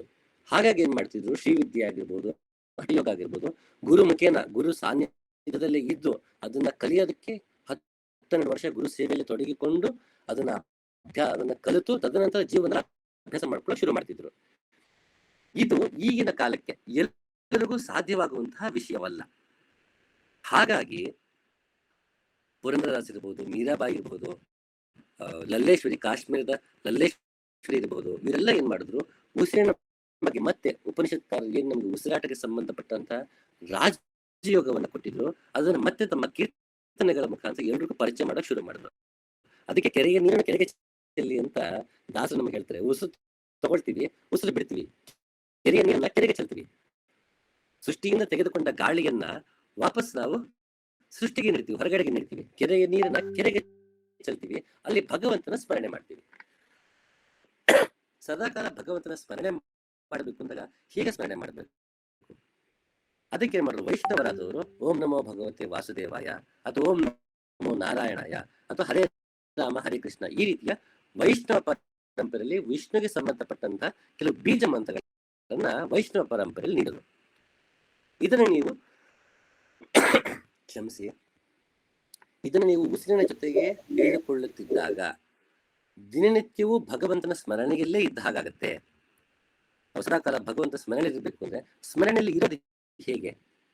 ನಾನು ಆಫೀಸಲ್ಲಿದ್ದ ಮನೆ ಬಗ್ಗೆ ಯೋಚಿಸ್ತೀನಿ, ಮನೆಯಲ್ಲಿದ್ದಾಗ ಆಫೀಸ್ ಬಗ್ಗೆ ಯೋಚಿಸ್ತೀನಿ, ಆದ್ರೆ ಎಲ್ಲೇ ಇದ್ರೂ ಭಗವಂತನ ಬಗ್ಗೆ ನಮ್ಗೆ ಯೋಚಿಸಕ್ಕಾಗಲ್ಲ. ಗಮನಿಸ್ ನೋಡಿ, ಎಲ್ಲಿ ಬೇಕಾದ್ರೆ ಎಲ್ಲಿಂದ ಎಲ್ಲಿ ಬೇಕಾದ್ರೆ ಯೋಚಿಸ್ತೀವಿ. ಆಫೀಸ್ ಕೂತ್ಕೊಂಡು ನಾನು ಕೂತ್ಕೊಂಡು ವೀಕೆಂಡ್ ಬಗ್ಗೆ ಯೋಚನೆ ಮಾಡ್ತೀನಿ. ಸರ್ ಕ್ಷಮಿಸಿ, ಸ್ವಲ್ಪ ಕಟ್ ಆಗ್ತಿದೆ ಸರ್, ಬ್ಯಾಕ್ ಸೈಡ್ ವಾಯ್ಸ್ ನಿಮ್ದು ತರ. ಹೌದಾ? ನೆಟ್ವರ್ಕ್ ಕಟ್ ಸೌಂಡ್ ಬರ್ತಾ ಇದೆ, ಕ್ಲಾರಿಟಿ ಅನ್ಸ್ತಿಲ್ಲ. ಹೌದಾ? ಈಗ ಅಮ್ಮ ಈಗ ಈಗ ಸರಿ ಇದೆ ಸರ್, ಈಗ ಮಾತಾಡಿ. ಸರಿ ಇದೆಯಾ? ಅದು ರೆಕಾರ್ಡ್ ಮಾಡ್ತೀವಲ್ಲ, ವಾಯ್ಸ್ ಸರಿಯಾಗಿ ಆಗಲ್ಲ ಅದಕ್ಕೆ. ಸೇಫ್ ಸೈಡ್ ನಾನು ಕೂಡ ರೆಕಾರ್ಡಿಂಗ್ ಒತ್ತಿದ್ದೀನಿ. ಬ್ಯಾಕ್ ಸೈಡ್ ಸ್ವಲ್ಪ ಕಟ್ ಸೌಂಡ್ ಬರ್ತಾ ಇದೆ. ಹೌದಾ? ಸರಿ ಅಮ್ಮ, ನಾನು ಸೇಫ್ ಸೈಡ್ ಇಲ್ಲಿ ಸ್ಕ್ರೀನ್ ರೆಕಾರ್ಡಿಂಗ್ ಮಾಡ್ತಾ ಇದ್ದೀನಿ. ಮಾಡಿ ಸರ್, ಇವಾಗ ಕ್ಲಾರಿಟಿ ಇದೆ. ಓಕೆಮ್ಮ, ಓಕೆಮ್ಮ, ಸಾರಿ ಸರ್. ಆಯ್ತಮ್ಮ. ಸೊ ನಾವು ವೀಕೆಂಡ್ ಅಲ್ಲಿ ವೀಕ್ ಡೇ ಬಗ್ಗೆ ಯೋಚನೆ ಮಾಡಕ್ಕಾಗತ್ತೆ, ವೀಕ್ ಡೇ ನಲ್ಲಿ ವೀಕೆಂಡ್ ಬಗ್ಗೆ, ವೀಕೆಂಡ್ ಅಲ್ಲಿ ವೀಕ್ ಡೇ ಬಗ್ಗೆ ಯೋಚನೆ ಮಾಡಕ್ಕಾಗತ್ತೆ. ನಾವ್ ಇವತ್ತು ಟ್ರಿಪ್ ಹೋಗ್ಬೇಕು ಅಂದ್ರೆ ಇವತ್ತಿನ ಟ್ರಿಪ್ ಬಗ್ಗೆ ಯೋಚನೆ ಮಾಡ್ತಾ ಇರ್ತೀವಿ. ಟ್ರಿಪ್ ಇನ್ನೂ ಮುಗ್ದಿರಲ್ಲ, ಆಗ್ಲೇ ವಾಪಸ್ ಊರಿಗೆ ಬರೋದ್ರ ಬಗ್ಗೆ ಯೋಚನೆ ಮಾಡ್ತಿರ್ತೀವಿ. ನಾವು ಆ ಕ್ಷಣದಲ್ಲಿ ಬೇರೆ ಎಲ್ಲರ ಬಗ್ಗೆ ಯೋಚನೆ ಮಾಡಕ್ ನಮ್ಗೆ ಬರುತ್ತೆ, ಭಗವಂತನ ಬಗ್ಗೆ ಯೋಚನೆ ಮಾಡಕ್ ಬರಲ್ಲ. ಯಾಕೆ ನಮ್ಮ ಮನಸ್ಸು ಎಲ್ಲೆಲ್ಲೋ ಆಡ್ತಿರುತ್ತೆ ಇವತ್ತು ನಾಳೆಗಳಲ್ಲಿ ಅವರಿವರ ಬಗ್ಗೆ, ನನ್ನ ಹತಾಶೆಗಳ ಬಗ್ಗೆ, ಸುಖ ದುಃಖಗಳ ಬಗ್ಗೆ, ಲಾಭ ನಷ್ಟಗಳ ಬಗ್ಗೆ ಯೋಚನೆ ಇರೋದ್ರಿಂದ ಮನಸ್ಸು ಈ ಕ್ಷಣದಲ್ಲಿ ಭಗವಂತನಲ್ಲಿ ನೆಲೆ ನಿಲ್ಲೋಕೆ ಕಷ್ಟ ಆಗುತ್ತೆ. ಆ ಭಗವಂತನ ಸ್ಮರಣೆ ಮಾಡ್ಕೊಂಡಿರ್ಬೇಕು. ಹೇಗೆ ಮಾಡೋದು? ಭಗವಂತ ನಾಮಸ್ಮರಣೆ ಮಾಡುವುದು ಅಂದ್ರೆ ಗುರು ನೀಡುವ ಬೀಜ ಮಂತ್ರವನ್ನ ಹಿಡಿದುಕೊಂಡು ಉಸಿರಾಟವನ್ನ ಗಮನಿಸುತ್ತಾ ಭಗವಂತನ ನಾಮಸ್ಮರಣೆ ಮಾಡುವಾಗ ಏನಾಗತ್ತೆ, ಸದಾಕಾಲ ಅವನ ಸ್ಮರಣೆಯಲ್ಲೇ ಇದ್ದಾಗತ್ತೆ. ಆಗ ನಾನು ಮಾಡಿದೆ ಎನ್ನುವ ಭಾವ ಹೋಗುತ್ತೆ. ಯಾವಾಗ ನಾನು ಮಾಡಿದನ ಭಾವ ಹೋಗುತ್ತೆ, ನನ್ನ ಕರ್ಮಗಳೇ ಫಲ ನನಗೆ ಅಂಟಿಕೊಳ್ಳುವುದಿಲ್ಲ. ಇದು ಕರ್ಮಯೋಗಕ್ಕೂ ನಮಗೆ ಲಾಭವನ್ನು ನೀಡುತ್ತೆ ರಾಜಯೋಗ, ಸದಾಕಾಲ ಉಸಿರಾಟವನ್ನ ಗಮನಿಸುವುದರಿಂದ. ಮತ್ತೆ ಯೋಗ ಮಾರ್ಗದಲ್ಲಿ ನಾವು ನೋಡುವಾಗ ಪತಂಜಲಿ ಮೊದಲ ಸೂತ್ರ ಹೇಳ್ತಾನೆ, ಯೋಗ ಅಂದ್ರೆ ಚಿತ್ತವೃತ್ತಿ ನಿರೋಧ. ನನ್ನ ಮನಸ್ಸು ಎಲ್ಲೆಲ್ಲೋ ಅಲ್ದಾಡ್ತಿದೆಯಲ್ಲ, ಅದನ್ನ ಹತೋಟಿಗೆ ತೆಗೆದುಕೊಳ್ಳುವುದು. ಹತೋಟಿಗೆ ಹೇಗೆ ತೆಗೆದುಕೊಳ್ಳುವುದು ಅಂದ್ರೆ ಉಸಿರಾಟವನ್ನ ಗಮನಿಸುವುದರಿಂದ. ಯಾವಾಗ ಉಸಿರಾಟದ ಕಡೆ ಗಮನ ಕೊಡ್ತೀವಿ, ನನ್ನ ಮನಸ್ಸು ಎಲ್ಲೆಲ್ಲೋ ಓಡಾಡ ತಾನಾಗಿ ಉಸಿರಿನ ಕಡೆ ಗಮನ ಬರುತ್ತೆ. ಈಗ ಉದಾಹರಣೆ ತುಂಬಾ ಪ್ರಾಕ್ಟಿಕಲ್ ನಾವು ಲೈಫಲ್ಲಿ ನೋಡ್ಕೊಳ್ಳೋಣ. ನಂಗೆ ತುಂಬಾ ಆಶ್ಚರ್ಯ ಆಗೋಯ್ತು ಅಥವಾ ಆಘಾತ ಆಗೋಯ್ತು ಅಂತ ತಕ್ಷಣ ಥಾಟ್ಸ್ ನಿಂತೋಗುತ್ತೆ, ಉಸಿರು ನಿಂತೋಗುತ್ತೆ. ತಕ್ಷಣ ಎದೆ ಜಲ್ ಅಂತೂ ಅಂತೀವಿ, ಉಸಿರು ನಿಂತು ತಕ್ಷಣ. ನಮ್ಗೆ ತುಂಬಾ ಆತಂಕ ಆಯ್ತಾ, ಜೊತೆಗೆ ಉಸಿರು ಜೋರಾಗಿ ಶುರು ಆಗ್ಬಿಡುತ್ತೆ. ಅವಾಗ ಸಮಾಧಾನ ಮಾಡ್ಕೊಂಡು ನಿಧಾನಕ್ಕೆ ಉಸಿರಾಡು ಅಂತೀವಿ. ನಿಧಾನಕ್ಕೆ ಉಸಿರಾಡ ತಾನಾಗೆ ಮನಸ್ಸು ಸಮಾಧಾನಕ್ಕೆ ಬರುತ್ತೆ. ನಮ್ಮ ಉಸಿರಾಟ ಹೇಗಿರುತ್ತೋ ಮನಸ್ಸು ಹಾಗೆ ಆಡ್ತಿರುತ್ತೆ, ಮನಸ್ಸು ಹೇಗಿರುತ್ತೋ ಉಸಿರು ಹಾಗೆ ಆಡ್ತಿರುತ್ತೆ. ಇದು ನಮ್ಮ ದಿನನಿತ್ಯದ ಜೀವನದಲ್ಲಿ ಆಗುವ ಅನುಭವಗಳ ಜೊತೆಗೆ ನಾವೇ ತಾಳೆ ಹಾಕಿ ನೋಡ್ಬೋದು. ಹಾಗಾಗಿ ಇದು ಮನಸ್ಸು ಮತ್ತು ಉಸಿರಾಟಕ್ಕೆ ಅದು ದೇಹದಲ್ಲಿ ಭಗವಂತನೇ ಕೊಟ್ಟಿರೋ ಲಿಂಕ್ ಅದು. ಹಾಗಾಗಿ ಇಂತಹ ಉಸಿರಾಟವನ್ನ ನಾನು ಎಚ್ಚರಿಕೆಯಿಂದ, ಅರಿವಿನಿಂದ ಗುರು ನೀಡಿದ ಬೀಜ ಮಂತ್ರವನ್ನ ಬಳಸಿಕೊಂಡು ಉಸಿರಾಟದ ಜೊತೆಗೆ ಗುರು ಮಂತ್ರವನ್ನ ಹೇಳಿಕೊಂಡಾಗ, ಬೀಜ ಮಂತ್ರವನ್ನ ಹೇಳಿಕೊಂಡಾಗ ಯೋಗ ಏನು ಚಿತ್ತ ವೃತ್ತಿ ಇದೆ, ನನ್ನ ಮನಸ್ಸು ಬುದ್ಧಿ ಎಲ್ಲೆಲ್ಲೋ ಓಡಾಡ್ತಾ ಇದೆ, ಅದನ್ನ ಸ್ಥಗಿತಗೊಳಿಸಿ, ಅದನ್ನ ಹಸನು ಮಾಡಿ, ಅದನ್ನ ಸ್ವಲ್ಪ ಸೈಲೆಂಟ್ ಮಾಡಿ ನಾವು ಉಸಿರಾಟಕ್ಕೆ ಗಮನ ಕೊಟ್ಟು ಅನ್ನಮಯ ಕೋಶದಿಂದ ಆನಂದಮಯ ಕೋಶಕ್ಕೆ ಹೋಗೋದಕ್ಕೆ ಸಾಧ್ಯ. ಅದರ ಜೊತೆಗೆ ಕರ್ಮಯೋಗದಲ್ಲಿ ನಾವೇನು ಫಲ ಅಪೇಕ್ಷೆ ಪಡೆದ ಕರ್ಮ ಮಾಡ್ಬೇಕು ಅಂತ ಭಗವಂತ ಹೇಳಿದ್ದಾನೆ, ಅದನ್ನ ಮಾಡೋದಕ್ಕೂ ಸಾಧ್ಯ ಆಗತ್ತೆ. ಸದಾ ನನ್ನಲ್ಲೇ ಮನಸ್ಸಿಡಬೇಕು ಅಂತ ಕೃಷ್ಣ ಏನ್ ಹೇಳ್ತಾನೆ, ಅದನ್ನ ಮಾಡೋದಕ್ಕೂ ಸಾಧ್ಯ ಆಗತ್ತೆ. ಇದಕ್ಕೆ ವೈಷ್ಣವರಾದಾಗ ಅವರಿಗೆ ವೈಷ್ಣವ ರೀತಿಯ ಬೀಜ ಮಂತ್ರಗಳನ್ನ ಕೊಡ್ತಾರೆ. ಶೈವ ಅಂತ ಬಂದಾಗಲ್ಲಿ ಓಂ ನಮ ಶಿವಾಯ, ಅದು ಷಡಕ್ಷರಿ ಮಂತ್ರ, ಪಂಚಾಕ್ಷರಿ ಮಂತ್ರ ನಮ ಶಿವಾಯ, ಹೀಗೆ ಹಲವಾರು ರೀತಿಯ ಒಂದು ಪಂಥಗಳೇನಿದೆ, ಆ ಪಂಥಗಳದ್ದು ಬೀಜ ಮಂತ್ರಗಳನ್ನು ನೀಡುತ್ತಾ ಹೋಗುತ್ತೆ. ಉದಾಹರಣೆಗೆ ಶ್ರೀವಿದ್ಯೆ ಅಂತ ಬಂದಾಗಲ್ಲಿ ಐಂ ಕ್ಲೀಂ ಸೌ ಅಂತ ಹೇಳ್ತೀವಿ, ಹ್ರೀಂ ಶ್ರೀಂ ಅಂತೆಲ್ಲ ಪದಗಳು ಬರುತ್ತೆ, ಬೀಜಾಕ್ಷರಗಳು ಬರುತ್ತೆ. ಅದು ಗುರುಮುಖಿ ಅಂತ ಪಡೆದು ಹೇಳ್ಬೇಕು. ನಾನು ಬರೀ ಪರಿಚಯ ಮಾಡಿಕೊಡ್ತೀನಿ, ಯಾರು ಹಾಗೆ ಉಚ್ಚರಿಸಬಾರ್ದು. ಗುರುಮುಖಿ ಅಂತ ದೀಕ್ಷೆ ಪಡೆದು ಅದನ್ನ ಉಚ್ಚರಿಸಬೇಕು, ಅದನ್ನ ಹೇಳ್ಕೊಡ್ತಾನೆ ಗುರು ಅದನ್ನು ಹೇಗೆ ಉಚ್ಚರಿಸ್ಬೇಕು ಅಂತ. ಈ ರೀತಿಯ ನಿರ್ಗುಣ ಉಪಾಸನೆಗೆ ಭಗವಂತನನ್ನ ಶಿವನಾಗೋ ಅಥವಾ ವಿಷ್ಣುವಾಗೋ ಶಕ್ತಿಯಾಗೋ ಯಾವುದೇ ರೀತಿ ನೋಡಿದ್ರೆ ಹಾಗೆ ಅವರ ಉಪಾಸನೆ ಮಾಡ್ತಿಂತ ಹೋಗೋರು. ಅದಕ್ಕಂತ ಹಲವಾರು ಬೀಜಾಕ್ಷರಗಳಿದೆ, ಏಕಾಕ್ಷರಗಳು ಹಲವಾರಿದೆ. ಅದನ್ನ ಬಳಸ್ಕೊಂಡು ನಾವು ಉಸಿರಾಟದ ಜೊತೆಗೆ ಆ ಬೀಜಾಕ್ಷರಗಳು ಹೇಳ್ಕೊಳ್ತಾ ಅನ್ನಮಯ ಕೋಶದಿಂದ ಆನಂದಮಯ ಕೋಶಕ್ಕೆ ಹೋಗುವ. ಇದು ಯಾಕೆ ರಾಜಯೋಗ ಅಡ್ವಾಂಟೇಜ್ ಏನು ಅಂದ್ರೆ, ಮನುಷ್ಯ 21,600 ಸಲ ಉಸಿರಾಡೋದ್ರಿಂದ ಇದನ್ನ ನೀವು ಮಲಗಿದಾಗ್ಲೂ ಮಾಡ್ಬೋದು, ಅಡಿಗೆ ಮಾಡುವಾಗ ಮಾಡ್ಬೋದು, ಊಟ ಮಾಡುವಾಗ ಮಾಡ್ಬೋದು. ಯಾಕಂದ್ರೆ ಮನುಷ್ಯ ಎಲ್ಲಾ ಕ್ಷಣವೂ ಉಸಿರಾಡ್ತಾನೆ ಇರ್ತಾನೆ. ಮನುಷ್ಯ ಇದೇ ಸಮಯಕ್ಕೆ ಯೋಗ ಮಾಡಬೇಕು ಅನ್ನೋ ಒಂದು ನಿಯಮ ಇಲ್ಲ ಅನ್ನೋದಾದ್ರೆ ಅದು ರಾಜಯೋಗದಲ್ಲಿ ಮಾತ್ರ. ಆತ ಮಲಗಿದ್ದಾಗಲೂ ನಿದ್ದೆ ಬರ್ತಿಲ್ಲ, ಫೋನ್ ಹಿಡ್ಕೊಂಡು ಕೂರೋದು ಬದಲು ಮಲಗಿದ್ದಲ್ಲ ಒಂದು ಕ್ಷಣ ಉಸಿರಾಟವನ್ನ ಗಮನಿಸ್ತಾ ಗುರು ನೀಡಿದ ಬೀಜ ಅಂತ ಹೇಳ್ತಾ ಇದ್ರೆ ಮಲಗಿದ್ದಲ್ಲೇ ಯೋಗ ಆಗೋಗುತ್ತೆ. ಆತ ನಡ್ಕೊಂಡು ಹೋಗ್ತಿರ್ಬೇಕಾದ್ರೆ, ವಾಕಿಂಗ್ ಹೋಗಿದ್ದಾಗ, ಅಥವಾ ಬೈಕ್ ಓಡಿಸೋವಾಗ, ಕಾರ್ ಓಡಿಸೋವಾಗ, ನಾವು 1 ನಿಮಿಷ ಬಿಡುವಿದ್ದೀನಿ ಅಂದಾಗ, ಮನೆ ಕಸ ಗುಡಿಸೋವಾಗ, ಯಾವಾಗ ನನಗೆ ಉಸಿರಿನ ಕಡೆ ಗಮನ ಕೊಡಕ್ ಸಾಧ್ಯ ಇದೆ ಅಂತ ಅನಿಸುತ್ತೋ ಅಂತ ಸಮಯದಲ್ಲ ಉಸಿರಾಟದ ಕಡೆ ಗಮನ ಕೊಟ್ರೆ ಅದು ರಾಜಯೋಗ. ತಾನಾಗೆ ಆಗೋ ಉಸಿರನ್ನ ಗಮನಿಸುವುದೇ ಸಹಜ ಯೋಗ. ಹಾಗಾಗಿ ರಾಜಯೋಗವನ್ನ ಯಾಕೆ ಅಷ್ಟು ನಾನು ಇವತ್ತು ಪ್ರತಿಪಾದನೆ ಮಾಡ್ತಿದ್ದೀನಿ ಅಂತಂದ್ರೆ, ಸಾಮಾನ್ಯ ಎಲ್ರಿಗೂ ಆಧ್ಯಾತ್ಮ ಕಡೆ ಒಲಿವಿರುತ್ತೆ, ಯೋಗ ಧ್ಯಾನ ಇಂಥ ಕಡೆ ಎಲ್ಲ ಒಲಿವಿರುತ್ತೆ. ಆದರೆ ತಮ್ಮ ತಮ್ಮ ಜೀವನ ಶೈಲಿಯೋ ಅಥವಾ ಅವರಿಗಿರುವ ಜವಾಬ್ದಾರಿಗಳು, ನಾನಾ ಕಾರಣಗಳಿಂದ ಎಷ್ಟೋ ರೀತಿಯ ಯೋಗ ಮಾರ್ಗಕ್ಕೆ ಹೋಗೋದಕ್ಕೆ ಸಾಧ್ಯ ಆಗಿರಲ್ಲ. ಇದು ನನಗೆ ಸಾಧ್ಯ ಆಗತ್ತಾ ಅನ್ನೋ ಒಂದು ಸಂದೇಹ ಮೂಡುತ್ತೆ ಕೆಲವರಿಗೆ, ಮತ್ತೆ ಕೆಲವರಿಗೆ ಕೀಳರಿಮೆನೂ ಮೂಡ್ಬಿಡುತ್ತೆ. ಹಾಗಾಗಿ ಪ್ರಯತ್ನ ಪಡಕ್ ಹೋಗ್ದರಂಗೆ ಆಗ್ಬಿಡುತ್ತೆ. ಅವರು ಆ ಕಡೆ ಯೋಗ ಮಾರ್ಗಕ್ಕೆ ಹೋಗೋದೇ ಇಲ್ಲ. ಹೌದು ನನಗೆ ಆಗಲ್ವೇನಪ್ಪ ಅಂತ ಸುಮ್ಮನಾಗ್ಬಿಡ್ತಾರೆ. ಆ ರೀತಿ ಮಾಡಿಕೊಳ್ಳುವ ಅವಶ್ಯಕತೆ ಇಲ್ಲ. ಈಗಿನ ಜಂಜಾಟದ ಬದುಕಿನ ನಡುವೆ ನಮಗೆ ಪ್ರತಿಕ್ಷಣವೂ ನಾವು ಯೋಗ ಮಾರ್ಗದಲ್ಲಿ ಇದ್ದು, ಪ್ರತಿಕ್ಷಣವೂ ಧ್ಯಾನ ಮಾರ್ಗದಲ್ಲಿ ಇದ್ದು, ಸದಾಕಾಲ ಭಗವಂತನ ಸ್ಮರಣೆಯಲ್ಲಿದ್ದು ನಾವು ಬದುಕಬಹುವ ಒಂದು ಸುಲಭ ಮಾರ್ಗವಿದೆ ಅಂದ್ರೆ ಅದು ರಾಜಯೋಗ, ಅದು ಸಹಜ ಯೋಗ. ಅದಕ್ಕೆ ನಾ ಹೇಳ್ದಂಗೆ ಅದು ಯಾರ್ಯಾರಿಗೆ ಅದರಲ್ಲಿ ಆಸಕ್ತಿ ಇರುತ್ತೋ, ಅವ್ರು ವೈಷ್ಣವರಾದ ವೈಷ್ಣವ ಪಂಥದಲ್ಲೋ, ಶೈವರಾದ ಶೈವ ಪಂಥದಲ್ಲೋ, ಅವರಿಗೆ ಅನುಗುಣವಾದಂತಹ ಮಾರ್ಗದಲ್ಲಿ ಗುರುವನ್ನ ಸ್ವೀಕರಿಸಿ ಅವನಿಂದ ಬೀಜ ಮಂತ್ರವನ್ನ ಪಡೆದು ನಡೆದಾಗ ನಮಗೆ ಉಸಿರಾಟದ ಗಮನ ಕೊಡುತ್ತಾ ಅಲ್ಲೇ ಭಗವತ್ ಸ್ಮರಣೆ ಮಾಡ್ಕೊಳ್ತಾ ನಮ್ಮನ್ನು ಕಂಡ್ಕೊಳ್ಳಕ್ಕೆ ಸುಲಭ ಆಗುತ್ತೆ. ಮತ್ತೆ ಯಾವಾಗ ನಮ್ಮ ಅರಿವು, ನನ್ನ ಕಾನ್ಶಿಯಸ್ನೆಸ್ ಅಂತ ಹೇಳ್ತೀವಿ, ಅವೇರ್ನೆಸ್ ಅಂತೀವಿ, ಆ ಅರಿವು ಉಸಿರಿನ ಕಡೆಗೆ ಬಂದಾಗ ಒಂದಷ್ಟು ನಮ್ಮಲ್ಲಿ ಬದಲಾವಣೆಗಳು ಕಾಣುತ್ತೆ. ಉದಾಹರಣೆಗೆ ನಾನು ಉಸಿರಾಟದ ಕಡೆಗೆ ಗಮನ ಕೊಡುವುದರಿಂದ ನನ್ನ ಬ್ರೀದಿಂಗ್ ಸ್ವಲ್ಪ ಸುಲಭ ಆಗುತ್ತೆ. ಮೊದಲು ಇದ್ದ ಹಾಗೆ ಅದು ಲೇಜಿ ಆಗಿರಲ್ಲ. ಅಥವಾ ಉದಾಹರಣೆಗೆ ನಾವು ಉಸಿರು ತಗೊಳ್ಳುವಾಗ ನಾಭಿಯಿಂದ ಹೊರಡುತ್ತೆ ಪ್ರಾಣ, ಮತ್ತೆ ನಾಭಿ ಕಡೆಗೆ ನಮಗೆ ಅಪಾನವು ಹೋಗುತ್ತೆ. ಆದ್ರೆ ನಾವು ಅದ್ರ ಕಡೆ ಗಮನ ಕೊಡೋದ್ರಿಂದ ಹೆಚ್ಚು ಕಂಠದ್ರಾಗ ಅಷ್ಟೇ ಹೋಗ್ತದೆ. ನಾವು ಪೂರ್ತಿ ಡೀಪ್ ಬ್ರೆತ್ ಮಾಡ್ತಾನೆ ಇರೋದಿಲ್ಲ. ನಾವು ಡೀಪ್ ಬ್ರೆತ್ ನಾವು ಎಚ್ಚರಿಕೆಯನ್ನು ಉಸಿರಾಟ ಮಾಡೋದ್ರಿಂದ ಆಗುವ ಸಮಸ್ಯೆ ಅಂದ್ರೆ ನಮ್ಮಲ್ಲಿ ಬ್ಲಡ್ ಸರ್ಕ್ಯುಲೇಷನ್, ಆಕ್ಸಿಜನ್ ಸಪ್ಲೈ, ಮತ್ತೆ ನಮ್ಮಲ್ಲಿ ಒಂದು ಲವಲವಿಕೆ ಇದೆಲ್ಲವೂ ಕಡಿಮೆ ಆಗ್ತಾ ಹೋಗ್ಬಿಡುತ್ತೆ. ನಮ್ಗೆ ಗೊತ್ತಿಲ್ಲ ವಿನಾಕಾರಣ ಆಲಸ್ಯ ಅಥವಾ ವಿನಾಕಾರಣ ಬೇಸರ ಇವೆಲ್ಲ ನಮ್ಮಲ್ಲಿ ಕಾಣ್ತಾನೆ ಇರುತ್ತೆ. ಇಂಥವನ್ನ ಹೋಗಿಸ್ಕೊಳ್ಬೇಕು ಅಂತಂದ್ರೆ ರಾಜಯೋಗ ತುಂಬಾ ಸುಲಭ, ತುಂಬಾ ಸೂಕ್ತ. ಯಾಕೆಂದ್ರೆ ಆ ಟೈಮಲ್ಲಿ ಉಸಿರಾಟವನ್ನು ಗಮನಿಸ್ತಾ ಹೋದಾಗ ನಮಗೆ ಗೊತ್ತಿಲ್ಲದೆ ಉಸಿರಾಟ ಡೀಪ್ ಆಗ್ತಾ ಹೋಗುತ್ತೆ. ಮತ್ತೆ ಅದರಿಂದ ನಾಡಿ ಶುದ್ಧಿ ಆಗುತ್ತೆ. ನಮ್ಮ ದೇಹದಲ್ಲಿ 72,000 ನಾಡಿಗಳಿದೆ. ಅದರಲ್ಲಿ 101 ನಾಡಿಗಳು ಯೋಗಕ್ಕೆ ನೇರವಾಗಿ ಸಂಬಂಧಪಟ್ಟವು. ಅದರಲ್ಲಿ 10 ನಾಡಿಗಳು ನಮಗೆ ಶಕ್ತಿ ಸಂಚಲನವಾಗುವಂತಹ ನಾಡಿಗಳು. ನಮ್ಮ ದೇಹದಲ್ಲಿ ಹಲವಾರು ರೀತಿ ಶಕ್ತಿ ಸಂಚಲನ ಆಗ್ತಿರುತ್ತೆ. ಅಂತ ಶಕ್ತಿ ಸಂಚಲನ ಆಗ್ತಿರೋದು ಪ್ರಮುಖ 10 ನಾಡಿಗಳು. ಅದರಲ್ಲಿ ನೇರವಾಗಿ ನಮಗೆ ಮನಸ್ಸು, ಬುದ್ಧಿ, ಅಹಂಕಾರವನ್ನ ಮೀರುವುದಕ್ಕೆ ಸಹಾಯ ಮಾಡುವಂತಹ ಮತ್ತೆ ಮೂಲಾಧಾರದಿಂದ ಆಜ್ಞಾಚಕ್ರದವರೆಗೂ ಯೋಗ ಮಾರ್ಗದಲ್ಲಿ ಏರೋದಕ್ಕೆ ಸಹಾಯವಾಗುವಂತಹ 3 ಪ್ರಮುಖ ನಾಡಿಗಳಿವೆ. ಒಂದು ಇಡಾನಾಡಿ, ಮತ್ತೊಂದು ಪಿಂಗಳ, ಅದನ್ನ ನಾವು ಸೂರ್ಯ ನಾಡಿ, ಚಂದ್ರನಾಡಿ ಅಂತ ಕೂಡ ಕರಿತೀವಿ.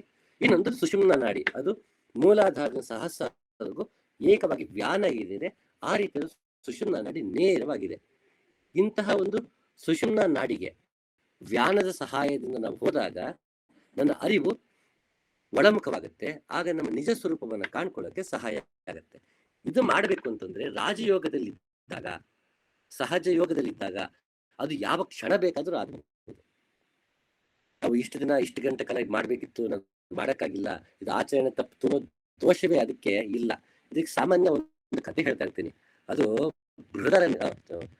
ಚಾಂದೋಗ್ಯ ಉಪನಿಷತ್ತಲ್ಲಿ ಬರುತ್ತಾ ಕತೆ. ಅದು ದೇವಾಸುರರು ಯುದ್ಧ ಮಾಡ್ತಿದ್ರಂತೆ, ದೇವತೆಗಳು ಮತ್ತೆ ಅಸುರರು. ಆಗ ಅಸುರನ ಸೋಲಿಸೋದಕ್ಕೆ ಕಷ್ಟ ಆಯ್ತು ದೇವತೆಗಳಿಗೆ. ಅವರು ತಪಸ್ ಮಾಡ್ಬೇಕು ಅಂತ ನಿರ್ಧಾರ ಮಾಡ್ತಾರೆ. ತಪಸ್ ಮಾಡ್ಬೇಕು ಅಂತ ನಿರ್ಧಾರ ಮಾಡಿದಾಗ ಅವರು ಬಾಯಿಂದ ತಪಸ್ ಮಾಡಕ್ ಶುರು ಮಾಡ್ತಾರೆ. ಆಗ ಅಸುರರು ಪಾಪವೆನ್ನುವ ಆಯುಧದಿಂದ ಬಾಯಿ ಮೇಲೆ ಅವರು ದಾಳಿ ಮಾಡ್ತಾರಂತೆ. ಬಾಯಿ ಸೋತಾಗತ್ತಂತೆ. ಯಾಕೆ ಅಂದ್ರೆ ಈ ಬಾಯಿ ಇದೆಲ್ಲ, ವಾಕ್ ಇದೆಯಲ್ಲ, ಮಾತು, ಈ ಮಾತು ಒಳ್ಳೇದನ್ನು ಆಡುತ್ತೆ, ಕೆಟ್ಟದ್ದು ಆಡುತ್ತೆ. ಹಾಗಾಗಿ ಪಾಪದ ಲೋಪ, ಪಾಪದ ದೋಷ ನಮ್ಮ ಮಾತಿಗಿದೆ. ಹಾಗಾಗಿ ಪಾಪದಿಂದ ಹೊಡೆದ ತಕ್ಷಣ ಮಾತು ಸೋತಾಗತ್ತಂತೆ. ನೆಕ್ಸ್ಟ್ ಅವರು ಕಣ್ಣಿಂದ ತಪಸ್ ಮಾಡಕ್ ಹೋದ್ರಂತೆ. ಮತ್ತೆ ಅಸುರರು ಪಾಪದ ಆಯುಧದಿಂದ ಕಣ್ಣಿಗೆ ಅವರು ದಾಳಿ ಮಾಡದಂತೆ ಕಣ್ಣು ಸೋತೈತಂತೆ. ಯಾಕೆ ಅಂದ್ರೆ ಕಣ್ಣು ಒಳ್ಳೇದನ್ನು ನೋಡುತ್ತೆ, ಕೆಟ್ಟದನ್ನು ನೋಡುತ್ತೆ. ಸರಿ ಆಯ್ತು, ಇದನ್ನು ತಪಸ್ ಮಾಡಕ್ ಆಗ್ತಿಲ್ವಲ್ಲ, ಆಯ್ತು ನಾವು ಕಿವಿಯಿಂದ ತಪಸ್ ಮಾಡೋಣ ಅಂತ ದೇವತೆಗಳು ಕಿವಿಯಿಂದ ತಪಸ್ ಮಾಡಕ್ ಶುರು ಮಾಡಿದಂತೆ. ಆಗ ಅಸುರರು ಮತ್ತೆ ಪಾಪದ ಆಯುಧದಿಂದ ಕಿವಿ ಹೊಡೆದಂತೆ. ಆಗ ಕಿವಿನ ಸೋತೈತಂತೆ. ಯಾಕೆಂದ್ರೆ ಈ ಕಿವಿ ಒಳ್ಳೇದನ್ನು ಕೇಳುತ್ತೆ, ಕೆಟ್ಟದನ್ನು ಕೇಳುತ್ತೆ. ಆಯ್ತು ಸರಿ ನಾವು ಮನಸ್ಸಿಂದ ತಪಸ್ ಮಾಡೋಣ ಅಂತ ಹೋದ್ರಂತೆ. ಮನಸ್ಸಿನ ತಪಸ್ ಮಾಡಕ್ ಹೋದ್ರು ಮತ್ತೆ ಪಾಪದ ಆಯುಧದಿಂದ ಅಸುರರು ಹೊಡೆದಂತೆ. ಮನಸ್ಸು ಸೋತೈತಂತೆ. ಯಾಕೆ ಮನಸ್ಸು ಕೆಟ್ಟದನ್ನು ಯೋಚಿಸುತ್ತೆ, ಒಳ್ಳೇದನ್ನು ಯೋಚಿಸುತ್ತೆ. ಅದಕ್ಕೂ ಪಾಪ ಪುಣ್ಯದ ಲೋಪ ಮತ್ತೆ ದೋಷ ಇದೆಯಂತೆ. ಕೊನೆಗೆ ದೇವತೆಗಳೆಲ್ಲ ಉಸಿರಾಟದಿಂದ, ಪ್ರಾಣದಿಂದ ತಪಸ್ ಮಾಡಕ್ ಶುರು ಮಾಡದಂತೆ. ಆಯುಧ ತಗೊಂಬಂದು ಎಷ್ಟೇ ಅಸುರರು ಪಾಪದಿಂದ ಹೊಡೆದ್ರು ಸೋಲಿರುವಂತೆ ದೇವತೆಗಳು. ಆಗ ಅವರು ತಪಸ್ ಮಾಡಿ ಗೆದ್ದು ಅಸುರನನ್ನ ಸೋಲಿಸ್ಬಿಟ್ರಂತೆ.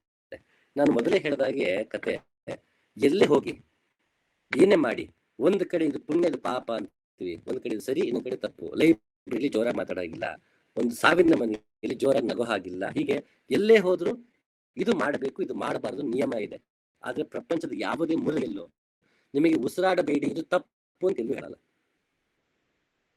ಯಾವುದೋ ಒಂದು ಕ್ರಿಯೆಗೆ ಮನುಷ್ಯನಿಗೆ ನಿರ್ಭಯವಾಗಿ ಪಾಪ ಪುಣ್ಯದ ಯೋಚನೆ ಇಲ್ಲದೆ ಮಾಡಬಹುದಾದ ಒಂದು ಕ್ರಿಯೆ ಅಂದ್ರೆ ಅದು ಉಸಿರಾಟ.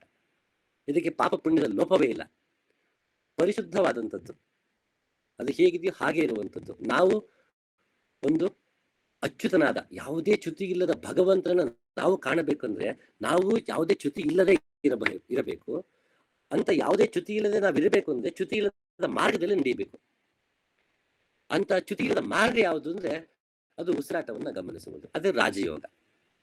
ಇಲ್ಲಿ ಲೋಪದೋಷವೇ ಇಲ್ಲ. ಇಷ್ಟು ಗಂಟೆಗೆ ಎದ್ದು ನಾವು ಪೂಜೆ ಮಾಡಬೇಕಿತ್ತು, ಅಲ್ಲಿ ಸ್ವಲ್ಪ ಮಡಿ ಆಯ್ತು, ಅಲ್ಲಿ ಸ್ವಲ್ಪ ಮೈಲಿಗೆ ಆಯ್ತು, ಇಷ್ಟು ಕಡೆ ನಂಗೆ ಮಾಡಕ್ಕಾಗಿಲ್ಲ, ಅಂದ್ರೆ ಯಾವುದೋ ಒಂದು ಸಾಮಗ್ರಿ ನಂಗೆ ಸಿಗಲಿಲ್ಲ, ಈ ಸಮಸ್ಯೆ ಇಲ್ಲ. ಅಲ್ಲಿ ಉಸಿರಾಟಕ್ಕೆ ಯಾವ ಮಡಿ ಮೈಲಿಗೆಯೂ ಇಲ್ಲ, ಅದಕ್ಕೆ ಯಾವ ಗುಳಿಕಾಲ, ರಾಹುಕಾಲ, ಬ್ರಾಹ್ಮಿ ಮುಹೂರ್ತ ಇಲ್ಲ.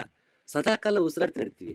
ಅದು ನಾವು ಹೇಳಿದ್ರೆ ಮಲಗಿದಲ್ಲೂ ಉಸಿರಾಡ್ತಿರ್ತೀವಿ, ಕೋಪ ಮಾಡ್ಕೊಂಡಿದ್ದಲ್ಲೂ ಉಸಿರಾಡ್ತಿರ್ತೀವಿ, ಪ್ರೀತಿ ಮಾಡುವಲ್ಲೂ ಉಸಿರಾಡ್ತಿರ್ತೀವಿ. ಯಾವುದೇ ಮಾಡುವಾಗಲೂ ನಿರಂತರವಾಗಿ ಒಂದು ನಡೆಯುತ್ತಿದೆ ಅನ್ನುವುದಾದ್ರೆ ಅದು ಉಸಿರಾಟ.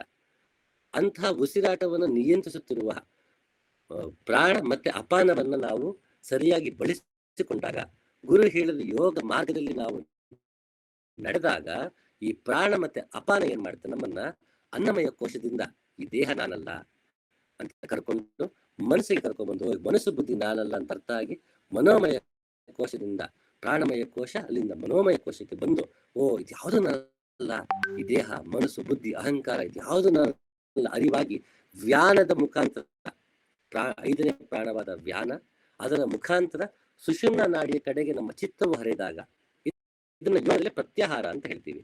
ಅಷ್ಟಾಂಗ ಯೋಗದಲ್ಲಿ ಪ್ರತ್ಯಾಹಾರ ಅಂದ್ರೆ ಹೊರಮುಖವಾದ ನಮ್ಮ ಇಂದ್ರಿಯಗಳು. ಕಿವಿ ಹೊರಗಡೆಗಿದೆ, ಕಣ್ಣು ಹೊರಗಡೆ ನೋಡ್ತಾ ಇದೆ, ಕಿವಿ ಹೊರಗಡೆ ಕೇಳಿಸ್ಕೊತಾ ಇದೆ, ಮಾತು ಹೊರಗಡೆ ಆಡ್ತಾ ಇದೀವಿ. ಇದೆಲ್ಲ ಹೊರಗಿನ ಪ್ರಪಂಚಕ್ಕೆ ಸಂಬಂಧಪಟ್ಟಿದ್ದು. ಹಾಗಾಗಿ ನಾವು ಹೊರಗಡೆ ಕಡೆಗೆ ಗಮನ ಕೊಡ್ತಾ ಇರ್ತೀವಿ. ನಮ್ಮೊಳಗೆ ನಾವು ಏನಕ್ಕೆ ಸತ್ಯವನ್ನು ನೋಡೋದಕ್ಕೆ ನಾವು ವಿಫಲರಾಗ್ತೀವಿ. ಇದಾಗಬೇಕು ಅಂತಂದ್ರೆ, ನಮ್ಮೊಳಗೆ ನಾವು ಸತ್ಯವನ್ನು ಕಂಡುಕೊಳ್ಬೇಕು ಅಂದ್ರೆ ನಾವು ಹೊರಮುಖವಾಗಿರೋ ಇಂದ್ರಿಯಗಳನ್ನ ಒಳಮುಖ ಮಾಡಿಕೊಳ್ಬೇಕು. ಒಳಮುಖ ಮಾಡಿಕೊಳ್ಳುವುದಂದ್ರೆ, ಹೇಗೆ ಒಂದು ಆಮೆ ತನ್ನ ಕೈಕಾಲುಗಳನ್ನ ಚಿಪ್ಪಿನ ಒಳಗೆ ಹಾಕೊಂಡು ತಲೆನೂ ಒಳಗೆ ಹಾಕೊಂಡು ತಾನು ಸುರಕ್ಷಿತವಾಗಿ ಇದ್ಬಿಡುತ್ತೋ, ಯಾವುದೇ ದಾಳಿ ಮಾಡಿದಾಗ ಚಿಪ್ ಒಳಗೆ ಹೋಗ್ಬಿಡುತ್ತೆ, ಆಗ ದಾಳಿಯಿಂದ ಬಚಾವಾಗುತ್ತೆ ಆಮೆ. ಅದೇ ರೀತಿ ಸಂಸಾರದಲ್ಲಿ ಆಗುವಂತಹ ಹೋಗುಗಳ ಅಪಾಯ ನಮಗೆ ಏನಾಗುತ್ತೆ, ಅದರಿಂದ ತಪ್ಪಿಸ್ಕೋಬೇಕು, ನಾವು ಕಪ್ಪಿ ಚಿಪ್ಪಿಡ್ಕೋಬೇಕು ನಾವು ಆಮೆ ತರ. ಅದು ಹೇಗೆ ಸಾಧ್ಯ? ಇಂದ್ರಿಯಗಳನ್ನ ಒಳಮುಖ ಮಾಡಿಕೊಳ್ಳುವುದು. ಹೊರಗೆ ಕೇಳುವ ಬದಲು ಒಳಗೆ ನಮ್ಮಲ್ಲಿ ನಾದವನ್ನ ಕೇಳುವುದು, ಹೊರಗೆ ಪ್ರಪಂಚವನ್ನು ನೋಡುವ ಬದಲು ನಮ್ಮೊಳಗೆ ಬೆಳಕನ್ನು ನೋಡುವುದು, ಉಸಿರಾಟವನ್ನ ಗಮನಿಸುವ ಬದಲು ಉಸಿರಾಟದಿಂದ ಪ್ರಾಣದ ಕಡೆಗೆ ಹೋಗುವುದು, ಮನಸ್ಸನ್ನ ಆಸೆ ಆಕಾಂಕ್ಷೆಗಳ ಕಡೆಗೆ ಗಮನ ಕೊಡುವ ಬದಲು ಭಗವಂತನ ಸ್ಮರಣೆಯ ಕಡೆಗೆ ತಿರುಗಿಸುವುದು. ಹೀಗೆ ನಾವು ಪಂಚೇಂದ್ರಿಯಗಳನ್ನು ಹೊರಮುಖದಿಂದ ಒಳಮುಖ ಮಾಡಿಕೊಳ್ಳಬೇಕು ಅಂದರೆ ನಮ್ಮ ಅರಿವಿದೆಯಲ್ಲ, ನಮ್ಮ ಅವೇರ್ನೆಸ್ ಯಾವಾಗಲೂ ಬರೀ ಮನಸ್ಸು ಬುದ್ಧಿ ಮಾತೆ ಕೇಳ್ತಿದೆಯಲ್ಲ, ಇಂದ್ರಿಯಗಳಿಂದನೇ ವಿಷಯ ತಗೋತಿದೆಯಲ್ಲ, ಅದನ್ನ ತಗೊಳ್ಳೋದು ಬಿಟ್ಟು ಉಸಿರು ಕಡೆ ಗಮನ ಕೊಡಕ್ಕೆ ಶುರು ಮಾಡಿದ ತಕ್ಷಣ ಪ್ರತ್ಯಾಹಾರ ಆಗ್ಬಿಡುತ್ತೆ. ಹೊರಮುಖವಾದಂತಹ ನಮ್ಮ ಚಿತ್ತ ಒಳಮುಖವಾಗುತ್ತೆ.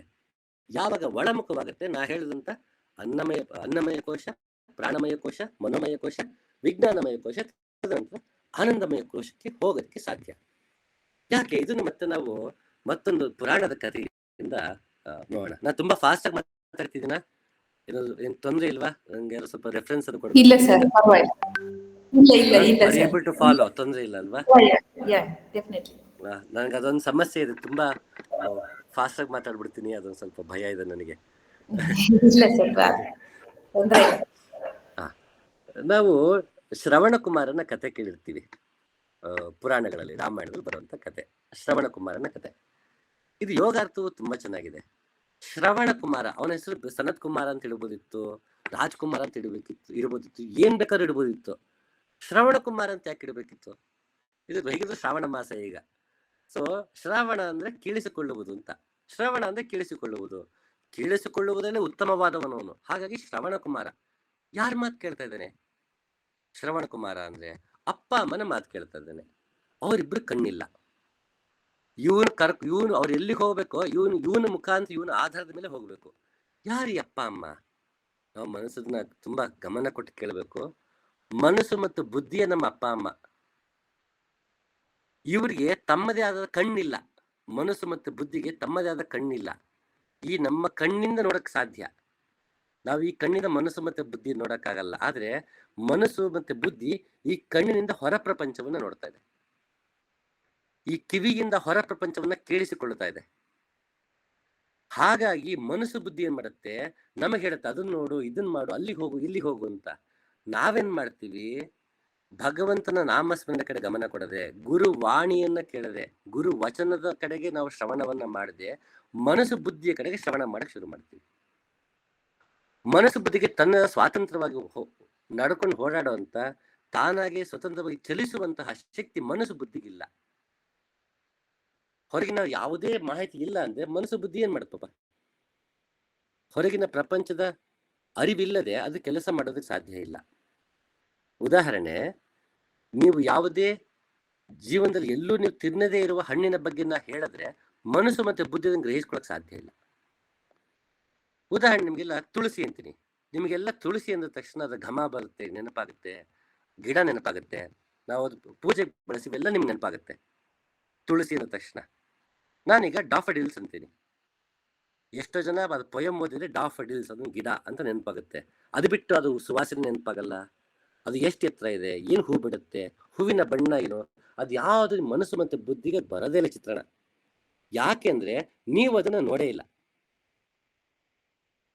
ನಿಮ್ಮ ಅನುಭವಕ್ಕದು ಬಂದೇ ಇಲ್ಲ. ಹಾಗೆ ಮನಸ್ಸು ಮತ್ತೆ ಬುದ್ಧಿ ಅದರ ಬಗ್ಗೆ ಏನೂ ಚಿತ್ರಣವನ್ನ ಕೊಡದೇ ಇಲ್ಲ. ನಮಗೆ ತಿಳಿಯದ ವಿಷಯವನ್ನ ಮನಸ್ಸು ಮತ್ತೆ ಬುದ್ಧಿ ಗ್ರಹಿಸಕ್ಕೆ ಆಗಲ್ಲ. ಹಾಗಾಗಿ ಅದು ನನ್ನ ಇಂದ್ರಿಯಗಳ ಮೇಲೆ ಅದು ಅವಲಂಬಿತ.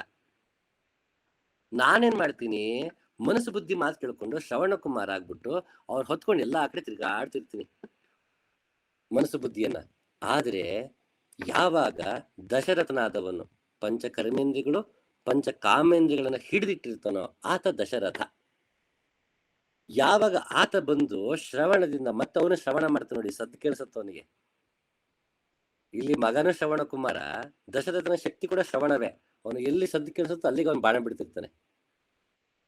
ನನ್ನೊಳಗೆ ಇಣಿಕಿ ನೋಡ್ಕೊಂಡಾಗ ಯಾವಾಗ ಪಂಚೇಂದ್ರಗಳನ್ನು ನಿಗ್ರಹಿಸ್ತೀನಿ, ಪಂಚ ಕರ್ಮೇಂದ್ರಗಳು ಪಂಚ ಕಾಮೇಂದ್ರ ನಿಗ್ರಹಿಸ್ತೀನಿ, ನನ್ನೊಳಗೆ ಸದ್ದು ಕೇಳಿಸುತ್ತೆ, ಇದು ನಾನಲ್ಲ, ಇದು ನಾನಲ್ಲ, ನಾನು ಅನವಶ್ಯಕವಾಗಿ ಮನಸ್ಸು ಬುದ್ಧಿ ಮಾತನ್ನ ಕೇಳ್ಕೊಂಡು ದಣಿವಾಗ್ತಾ ಇದೆ, ಓ ಇದನ್ನ ಕೊಲ್ಲಬೇಕು. ಎಲ್ಲಿ ಗೊತ್ತಾಗತ್ತವಾಗ ಆ ಅಜ್ಞಾನದ ಸದ್ದಿನ ಕಡೆಗೆ ನಾ ಬಾಳ ಬಿಡ್ತೀನಿ. ಯಾವಾಗ ಶ್ರವಣ ಕುಮಾರ ಸತ್ತೋಗ್ತಾನೆ, ಯಾವಾಗ ನಾವು ಮನಸ್ಸು ಬುದ್ಧಿನ ಮಾತು ಕೇಳಲ್ಲ, ಮನಸ್ಸು ಬುದ್ಧಿಗೆ ಅಸ್ತಿತ್ವವೇ ಇರಲ್ಲ. ಅದು ವಿಲೆ ಒದ್ದಾಡ್ಬಿಡುತ್ತೆ, ನನ್ನ ಶ್ರವಣ ಕುಮಾರ ಇಲ್ಲದೆ ಬದುಕಕ್ಕೆ ಆಗಲ್ಲ ಅಂತ. ಇದು ಯೋಗ ಮಾರ್ಗ. ಪುರಾಣದಲ್ಲಿ ನೋಡೋದಕ್ಕೆ ಇದಕ್ಕೂ ವ್ಯತ್ಯಾಸವಿರುತ್ತೆ. ಅದು ತಪ್ಪು, ಇದು ಸರಿ ಅಂತಲ್ಲ. ಇದು ಯೋಗ ಮಾರ್ಗ, ಅದು ಪುರಾಣದ ಮಾರ್ಗ. ಹೀಗೆ ನಾವು ಹಲವು ರೀತಿಯಲ್ಲಿ ಉಸಿರಾಟಕ್ಕೆ ಸಂಬಂಧಪಟ್ಟ ಹಾಗೆ, ಇಂದ್ರಿಯಗಳನ್ನು ಸಂಬಂಧಪಟ್ಟ ಹಾಗೆ ದಿನನಿತ್ಯದಲ್ಲಿ ಯೋಗವನ್ನು ಅಭ್ಯಾಸ ಮಾಡಬೇಕು. ನಮ್ಮನ್ನ ನಾವು ಕಂಡುಕೊಳ್ಳೋದಕ್ಕೆ ಪ್ರಯತ್ನ ಪಡಬೇಕು. ಅಂದ್ರೆ ಆಗ ಬೇರೆ ಯಾವುದೇ ಮಾರ್ಗವೂ ನಮಗೆ ಸೂಕ್ತ ಅಲ್ಲ ಅನ್ಸಿರ್ಬೋದು, ಅಥವಾ ಆಚರಣೆಗೆ ಅಭ್ಯಾಸಕ್ಕೆ ನಮಗೆ ಜೀವನ ಶೈಲಿಯಿಂದಲೋ ನನ್ನ ದೈನಂದಿಕ ಚಟುವಟಿಕೆಗಳಿಂದ ಜವಾಬ್ದಾರಿಗಳಿಂದ ಹಲವಾರು ಮಾರ್ಗ ನಮಗೆ ಸಾಧ್ಯ ಆಗಿಲ್ಲ ಅಂತಂದ್ರೆ ರಾಜಮಾರ್ಗದಲ್ಲಿ, ಸಹಜ ಮಾರ್ಗದಲ್ಲಿ ಪ್ರಾಣವನ್ನ ಬಳಸಿಕೊಂಡು ನಾವು ಆತ್ಮ ಸಾಕ್ಷಾತ್ಕಾರ ಕಡೆಗೆ ನಡೆಯಬಹುದು. ಇದು ರಾಜಯೋಗದ ಒಂದು ಮಹತ್ವ ಅಂತ ಹೇಳಬಹುದು.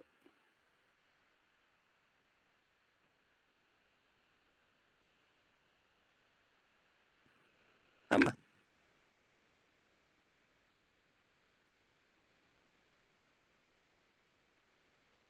ಅಮ್ಮ ಓವರ್ ಟು ಯು. ಹಲೋ ಅಮ್ಮ ಓವರ್ ಟು ಯು. ಹಾ, ಓಕೆ ಸರ್, ಥ್ಯಾಂಕ್ ಯು. ಧನ್ಯವಾದಗಳು ಸರ್, ತುಂಬಾ ಚೆನ್ನಾಗಿತ್ತು. ರಾಜಯೋಗದ ಬಗ್ಗೆ ತುಂಬಾ ಚೆನ್ನಾಗಿ ತಿಳಿಸ್ಕೊಟ್ರಿ. ಅದರಿಂದ ಸಹಯೋಗ ಹೇಗೆ ಅನ್ನೋದು ಸಹ ಅರ್ಥ ಮಾಡಿಸಿದ್ರಿ. ದಿನನಿತ್ಯ ನಾವು ಕರ್ಮದಲ್ಲಿ ಕೆಲಸದ ಕಡೆ ಮಾಡ್ತಾ ಇರ್ಬೇಕಾದ್ರೆ ನಾವು ಉಸಿರಾಟದ ಕಡೆ ಗಮನ ಕೊಡಬೇಕು. ಆ ಉಸಿರಾಟದ ಗಮನವೇ ರಾಜಯೋಗ ಆಗುತ್ತೆ. ಅದನ್ನ ನಾವು ಕೆಲಸ ಮಾಡ್ತಾ ಮಾಡ್ತಾ ಗಮನ ಕೊಟ್ಟಾಗ ಅದು ಸಹಯೋಗ ಆಗುತ್ತೆ ಅಂತಲೂ ಹೇಳಿದ್ರಿ. ತುಂಬಾ ಚೆನ್ನಾಗಿತ್ತು. ಧನ್ಯವಾದಗಳು ತಮಗೆ. ಯಾರು ತಮಗೆ ಇದ್ರ ಬಗ್ಗೆ ಪ್ರಶ್ನೆಗಳಿದ್ರೆ ಕೇಳಿ, ಉತ್ತರಗಳನ್ನ ಅವರಿಂದ ಪಡ್ಕೋಬಹುದು.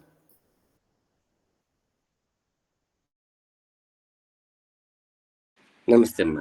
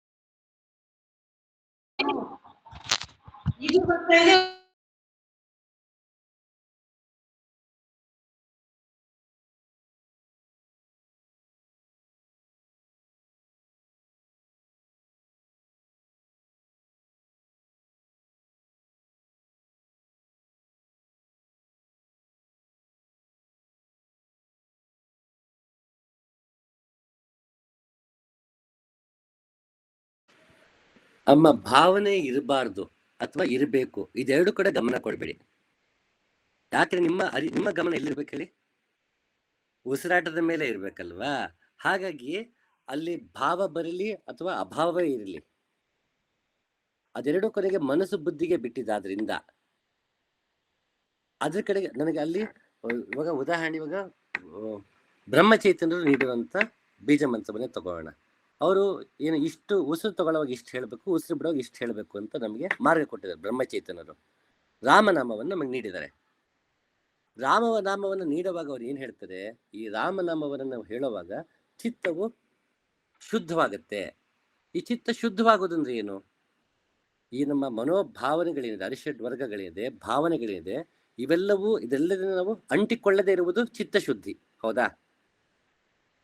ಯಾವುದೇ ಭಾವನೆಗಳಿಗೆ ಅಂಟಿಕೊಂಡು ನಾವು ವ್ಯವಹಾರ ಮಾಡದೆ ಇರುವುದೇ ಚಿತ್ತಶುದ್ಧಿ ಅಂತ ಬೇಸಿಕಲ್ಲಿ ಅನ್ಕೋಣ ಸದ್ಯಕ್ಕೆ.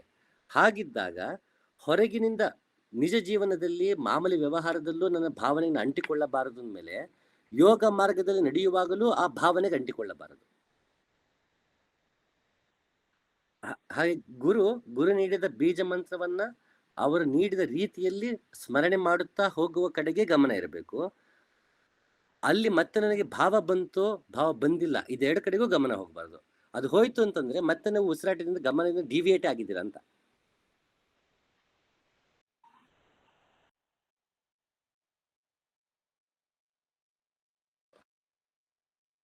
ಇಲ್ಲ, ಭಕ್ತಿ ಮಾರ್ಗ ಇದಕ್ಕೂ ವ್ಯತ್ಯಾಸ. ಯಾಕೆ ಯಾವುದೇ ಮಾರ್ಗಕ್ಕೆ ಬಂದ್ರೂ ಕೊನೆಗೆ ಅಲ್ಲೂ ಉಸಿರಾಟವೇ ಬರೋದ್ರಿಂದ.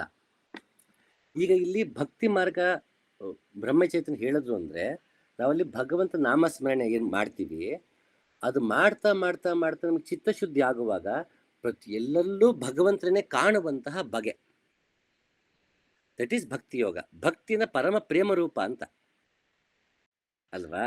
ಭಕ್ತಿ ಪರಮ ಪ್ರೇಮ ರೂಪ. ಅದು ಹೇಗಿದೆ ಅಂತ ಕೇಳಿದ್ರೆ ನಾರದ್ರೇನಂತಾರೆ, ಇದು ಸಿಹಿತಿಂದ ಮೂಕನಂತೆ ಅಂತ ಹೇಳ್ಬಿಡ್ತಾರೆ.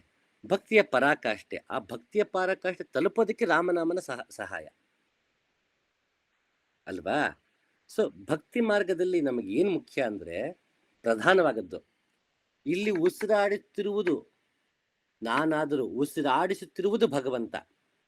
ನಾಮಸ್ಮರಣೆ ನಾನು ಮಾಡ್ತಿರ್ಬೋದು, ಬಟ್ ನಾಮಸ್ಮರಣೆ ಮಾಡೋದಕ್ಕೆ ಶಕ್ತಿ ಕೊಟ್ಟಿದ್ದು ಭಗವಂತ. ಇದು ಭಕ್ತಿ ಮಾರ್ಗ. ನಾನು ಸ್ಮರಣೆ ಮಾಡುತ್ತಿದ್ದೇನೆ ಭಾವ ಕಳಿಸಿಕೊಳ್ಳುವುದು ಭಕ್ತಿ ಮಾರ್ಗ. ಅದಕ್ಕೆ ದಾಸರೇನಂತಾರೆ, ಸದಾ ಎನ್ನ ಹೃದಯದಲ್ಲಿ ವಾಸ ಮಾಡೋ ಶ್ರೀಹರಿ.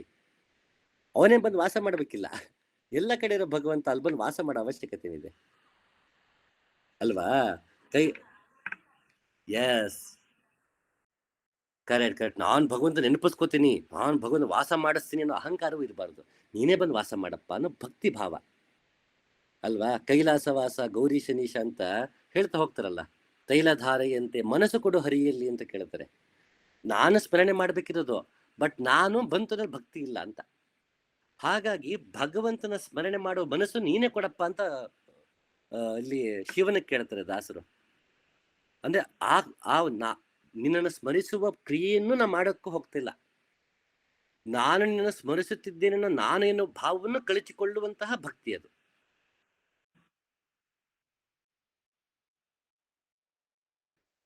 ಆ ಹೌದು ಹೌದು ಹೌದು, ಆ ಸ್ಮರಣೆಗೆ ಪ್ರೇರಣೆ ಕೊಟ್ಟಿದ್ದು ಭಗವಂತನೇ ಅಂತ ಅನ್ಕೋತೀವಲ್ಲ, ಆ ಭಾವ ಇಸ್ ಭಕ್ತಿ ಆರಂಭಿಕದಲ್ಲಿ ಅಂತ ಹೇಳ್ಬೋದು. ಹ್ಮ್. ಆಮ.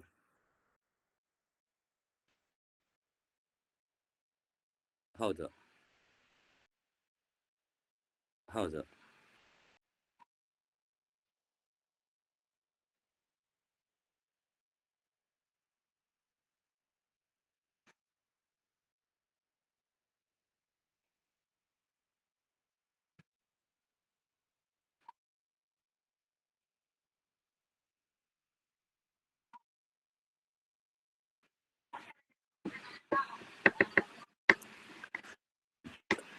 ಇಲ್ಲಮ್ಮ, ಅದು ಅವ್ರ ಮಾರ್ಗದಲ್ಲಿ ಇರ್ಬೋದು. ಕೆಲವೊಂದು ಮಾರ್ಗದಲ್ಲಿ ಅದು ಯಾವ್ದು ಅಂಗನ್ಯಾಸ ಕರನ್ಯಾಸಗಳಿರುತ್ತೋ, ಅಂಗನ್ಯಾಸ ಕರನ್ಯಾಸ ಇರುವಂತವಿರುತ್ತೆ, ಅವರು ಶುಚಿಗಿಚ್ಚಿನ ನೋಡ್ಬೇಕಾಗತ್ತೆ.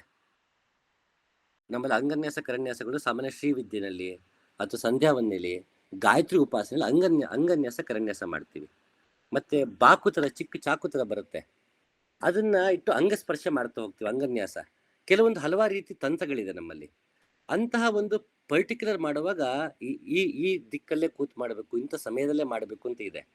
ಅದು ಹೊರತಾಗಿ ಉಸಿರಾಟವನ್ನೇ ಗಮನಿಸುವ ಇದೇನಿದೆ, ಓಡಾಡಿಕೊಂಡು ನಿಂತ್ಕೊಂಡು ಎಲ್ಲಿ ಬೇಕಾದ್ರೂ ಮಾಡುವಂತ ಮಾರ್ಗಗಳೇನಿದೆ, ಅದ್ರಲ್ಲಿ ಇದಿಲ್ಲ. ಅದರಲ್ಲಿ ಶುಚಿ ಅಶುಚಿ ಇಲ್ಲ. ಹೌದು ಹೌದು. ಇಲ್ಲಮ್ಮ ಬೀಜಾಕ್ಷರಗಳಿಲ್ಲದೆ ಯಾವ ಟ್ರಿಕ್ಕೂ ಇಲ್ಲ. ನೀವು ಇದು ವಿಪಸನ ತಗೊಂಡ್ರು ಕೂಡ ಬುದ್ಧ ಅಲ್ಲೂ ಕೊಡ್ತಾನೆ ನಿಮ್ಗೆ. ಬೀಜ ಮಂತ್ರಗಳು ನಮ್ಗೆ ಗ್ರಂಥಗಳ ಸಿಗಲ್ಲ, ಬುದ್ಧ ಕೊಡೋ ಇದು ಗುರು ಮಾರ್ಗದಲ್ಲಿ ಬೌದ್ಧರ ಗುರು ಮಾರ್ಗದಲ್ಲಿ ನಡೆದಾಗ ಗೊತ್ತಾಗತ್ತೆ. ಇಲ್ಲಾಂದ್ರೆ ವಿಪಸನ ಅಂತ ಹೋಗ್ತೀವಿ, ವಿಪಸನ ಕಲ್ಸ್ಕೊಡ್ತಾರೆ, ಬಟ್ ಬೀಜ ಮಂತ್ರನೇ ಕಲ್ಸಲ್ಲ. ಯಾಕಂದ್ರೆ ಗುರುಮುಖೇನ ಕಲಿಬೇಕಿರೋದು, ಅದು ಇನ್ಸ್ಟಿಟ್ಯೂಟರ್ ಕಲಿಯಂತದ್ದಲ್ಲ. ಬೀಜ ಮಂತ್ರವಿಲ್ಲದೆ ಯಾವ ಇದು ಇಲ್ಲ, ರಾಜಯೋಗವೂ ಇಲ್ಲ. ಅದು ಹೇಳಿದ್ರೆ ಶೈವದಿರ್ಬೋದು, ವೈಷ್ಣವರಿರ್ಬೋದು, ನಿರ್ಗುಣೋಪಾಸನೆ ಇರ್ಬೋದು. ಬಟ್ ಅದರಲ್ಲಿ ಕೆಲವೊಂದು ಮಾರ್ಗದಲ್ಲಿ ಶುಚಿ ಅಶುಚಿ ನೋಡ್ತಾರೆ ಹೊರತು ಎಲ್ಲಾ ಮಾರ್ಗದಲ್ಲೂ ಅದು ಮ್ಯಾಂಡೇಟರಿ ಏನಿಲ್ಲ. ನಮ್ಮ ಶರೀಫ್ ಅಜ್ಜನ ಮಾರ್ಗದಲ್ಲಿ ನಮ್ದು ಕಡಕೋಳ ಮಡಿವಾಳಪ್ಪ, ನವಲಗುಂದ ನಾಗಲಿಂಗಪ್ಪ, ಮತ್ತೆ ಲಲ್ಲೇಶ್ವರಿ, ಕಡಕೋಳ ಮಡಿವಾಳಪ್ಪ ಸ್ವಲ್ಪ ಇದೆ. ಅದು ಬಿಟ್ರೆ ಕೆಲವೊಂದು ಮಾರ್ಗಗಳಲ್ಲಿ, ನಮ್ಮ ಮಾರ್ಗಗಳಲ್ಲಿ ಶುಚಿ ಅಶುಚಿ ಇಂಥ ಸಮಯ ಅಂತಿಲ್ಲ. ಯಾವುದು ಬೀಜ ಮಂತ್ರವನ್ನ ಹೇಳ್ಕೊಳ್ಳೋದಕ್ಕೆ, ಉಸಿರಾಟವನ್ನು ಗಮನಿಸ್ತಾ. ಮಿಕ್ಕಿದ್ದಕ್ಕೊಂದಷ್ಟಕ್ಕಿದೆ, ನಾದಾನುಸಂಧಾನ, ಹಂಸಕಲೆ ಅಂತೆಲ್ಲ ಬರುತ್ತೆ ಯೋಗ ಮಾರ್ಗದಲ್ಲಿ. ಅದನ್ನ ಮಾಡುವಾಗ ಇಂಥ ಹೊತ್ತಿಗೆ ಅಂತಾನೆ ಇದೆ. ಈ ಹಂಸಕಲೆ ಮಾಡ್ಬೇಕಾದ್ರೆ ಅದಕ್ಕೆ ಸ್ನಾನ ಆಗಿರ್ಬೇಕು ಅಂತ ಇರುತ್ತೆ. ಬಟ್ ನಮ್ಮ ಮಾರ್ಗದಲ್ಲಿ ಮತ್ತೆ ಇನ್ನು ಕೆಲವು ಮಾರ್ಗಗಳಲ್ಲಿ ಉಸಿರಾಟವನ್ನು ಗಮನಿಸ್ತಾ ಬೀಜ ಮಂತ್ರ ಹೇಳ್ಕೊಳ್ಳೋಕೆ ಶುಚಿ ಅಶುಚಿ ಇಲ್ಲ. ಇಲ್ಲ.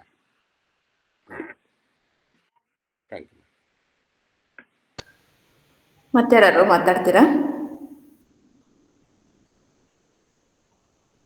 ಸರ್? ಇದು ಕರ್ಮಯೋಗದಲ್ಲಿ ಕಷ್ಟ ಅಲ್ವಾ ಸರ್, ಇದು ಉಸಿರಾಟ ಗಮನ ಕೊಡೋದು? ನಾವು ಏನ್ ನಾಮಸ್ಮರಣೆ ಮಾಡಿದ್ರು ಸಹ ಉಸಿರಾಟದ ಕಡೆ ಅಷ್ಟು ಗಮನ ಹೋಗಲ್ವಲ್ಲ ಸರ್ ಈ ಪ್ರಾಪಂಚಿಕದಲ್ಲಿ? ಅದೇಮ್ಮ ನಿಮ್ಗೆ ನಾನು ಅದೇ ಹೇಳಿದ್ದು, ನಾವ್ ಇಲ್ಲಿ ಕೂತ್ಕೊಂಡು ಈ ಕ್ಷಣದಲ್ಲೂ ನಾನು ನನ್ನ ಮನೆ ಬಗ್ಗೆ ಯೋಚನೆ ಮಾಡಬಲ್ಲೆ, ಆಫೀಸಿಗೆ ಕೂತ್ಕೊಂಡು ಕೆಲಸದ ಬಗ್ಗೆ ನಾನು ಮನೆ ಬಗ್ಗೆ ಯೋಚನೆ ಮಾಡಬಲ್ಲೆ, ಮನೆ ಕೂತ್ಕೊಂಡು ಪಕ್ಕದ ಮನೆ ಬಗ್ಗೆ ನಾನು ಯೋಚನೆ ಮಾಡಬಲ್ಲೆ. ನಾಮಸ್ಮರಣೆ ಮಾಡಕ್ಕಾಗಲ್ಲ. ಹೌದು. ಅಲ್ಲ, ಈ ನಾಮಸ್ಮರಣೆ ಮಾಡಿದ್ರು ಈ ರಾಜಯೋಗಕ್ಕೆ ಉಸಿರಾಟದ ಕಡೆ ಗಮನ ಹೋಗೋದು ಕಷ್ಟ ಅಲ್ವಾ? ಅದಕ್ಕೆ ಮತ್ತಿನ್ನೊಂದು, ಯಾರಿಗೆ ಯಾವುದೇ ಮಾರ್ಗ ಆಗ್ಲಿ ಆರಂಭದಲ್ಲಿ ಕಷ್ಟವೇ. ಯಾಕೆ ನಮ್ಗೆ ಮನಸ್ಸು ಬುದ್ಧಿಗೆ ಹುಟ್ಟದಾಗಿಂದ ಬೇರೆ ಎಲ್ಲ ಯೋಚನೆ ಮಾಡಿ ಅಭ್ಯಾಸ ಆಗ್ಬಿಟ್ಟಿರುತ್ತೆ. ಹೌದು. ಸಡನ್ ಆಗಿ ಇದು ಮಾಡು ಅನ್ನೋದು ಮಾಡಲ್ಲ, ಅಭ್ಯಾಸ ಬೇಕು. ಇದು ಸ್ಮರಣೆ ಮತ್ತು ಅಭ್ಯಾಸದಿಂದಲೇ ಸಾಧ್ಯ. ಯಾವುದೇ ಯೋಗ ಮಾರ್ಗವಾಗ್ಲಿ ಅದು ಒಂದೇ ದಿನದಕ್ಕೆ ಅದಾಗಂತದ್ದಲ್ಲ, ಅದು ದಿನ ದಿನದ ಗರಡಿ ಇದು ಮಂಕುತಿಮ್ಮ. ಅದು ಅಭ್ಯಾಸ ಮಾಡ್ತಾ ಮಾಡ್ತಾ ತಾನಾಗಿ ಆಗುವಂಥದ್ದು. ಕೃಷ್ಣ ಕೂಡ ಅದನ್ನೇ ಹೇಳ್ತಾನೆ ಗೀತನಲ್ಲಿ, ನಿನಗೆ ನನ್ನಲ್ಲಿ ಸದಾ ಮನಸ್ಸು ಇಡಬೇಕು, ಆದ್ರೆ ಇಡುವಾಗ ನಿನಗೆ ಮಧ್ಯೆ ತೊಡಕಾದ್ರೆ ವಿಚಲಿತನಾಗಬೇಡ ಅಂತ ಕೃಷ್ಣ ಅರ್ಜುನಿಗೆ ಸಾಂತ್ವನ ಹೇಳ್ತಾನೆ. ಒಂದೇ ದಿನಕ್ಕಾಗಲ್ಲ, ಅದಕ್ಕೆ ಗುರುಮುಖೇನ ಮಾರ್ಗವನ್ನ ಪಡಿಬೇಕು ಅಂತ ಅದಕ್ಕೆ ಹೇಳೋದು.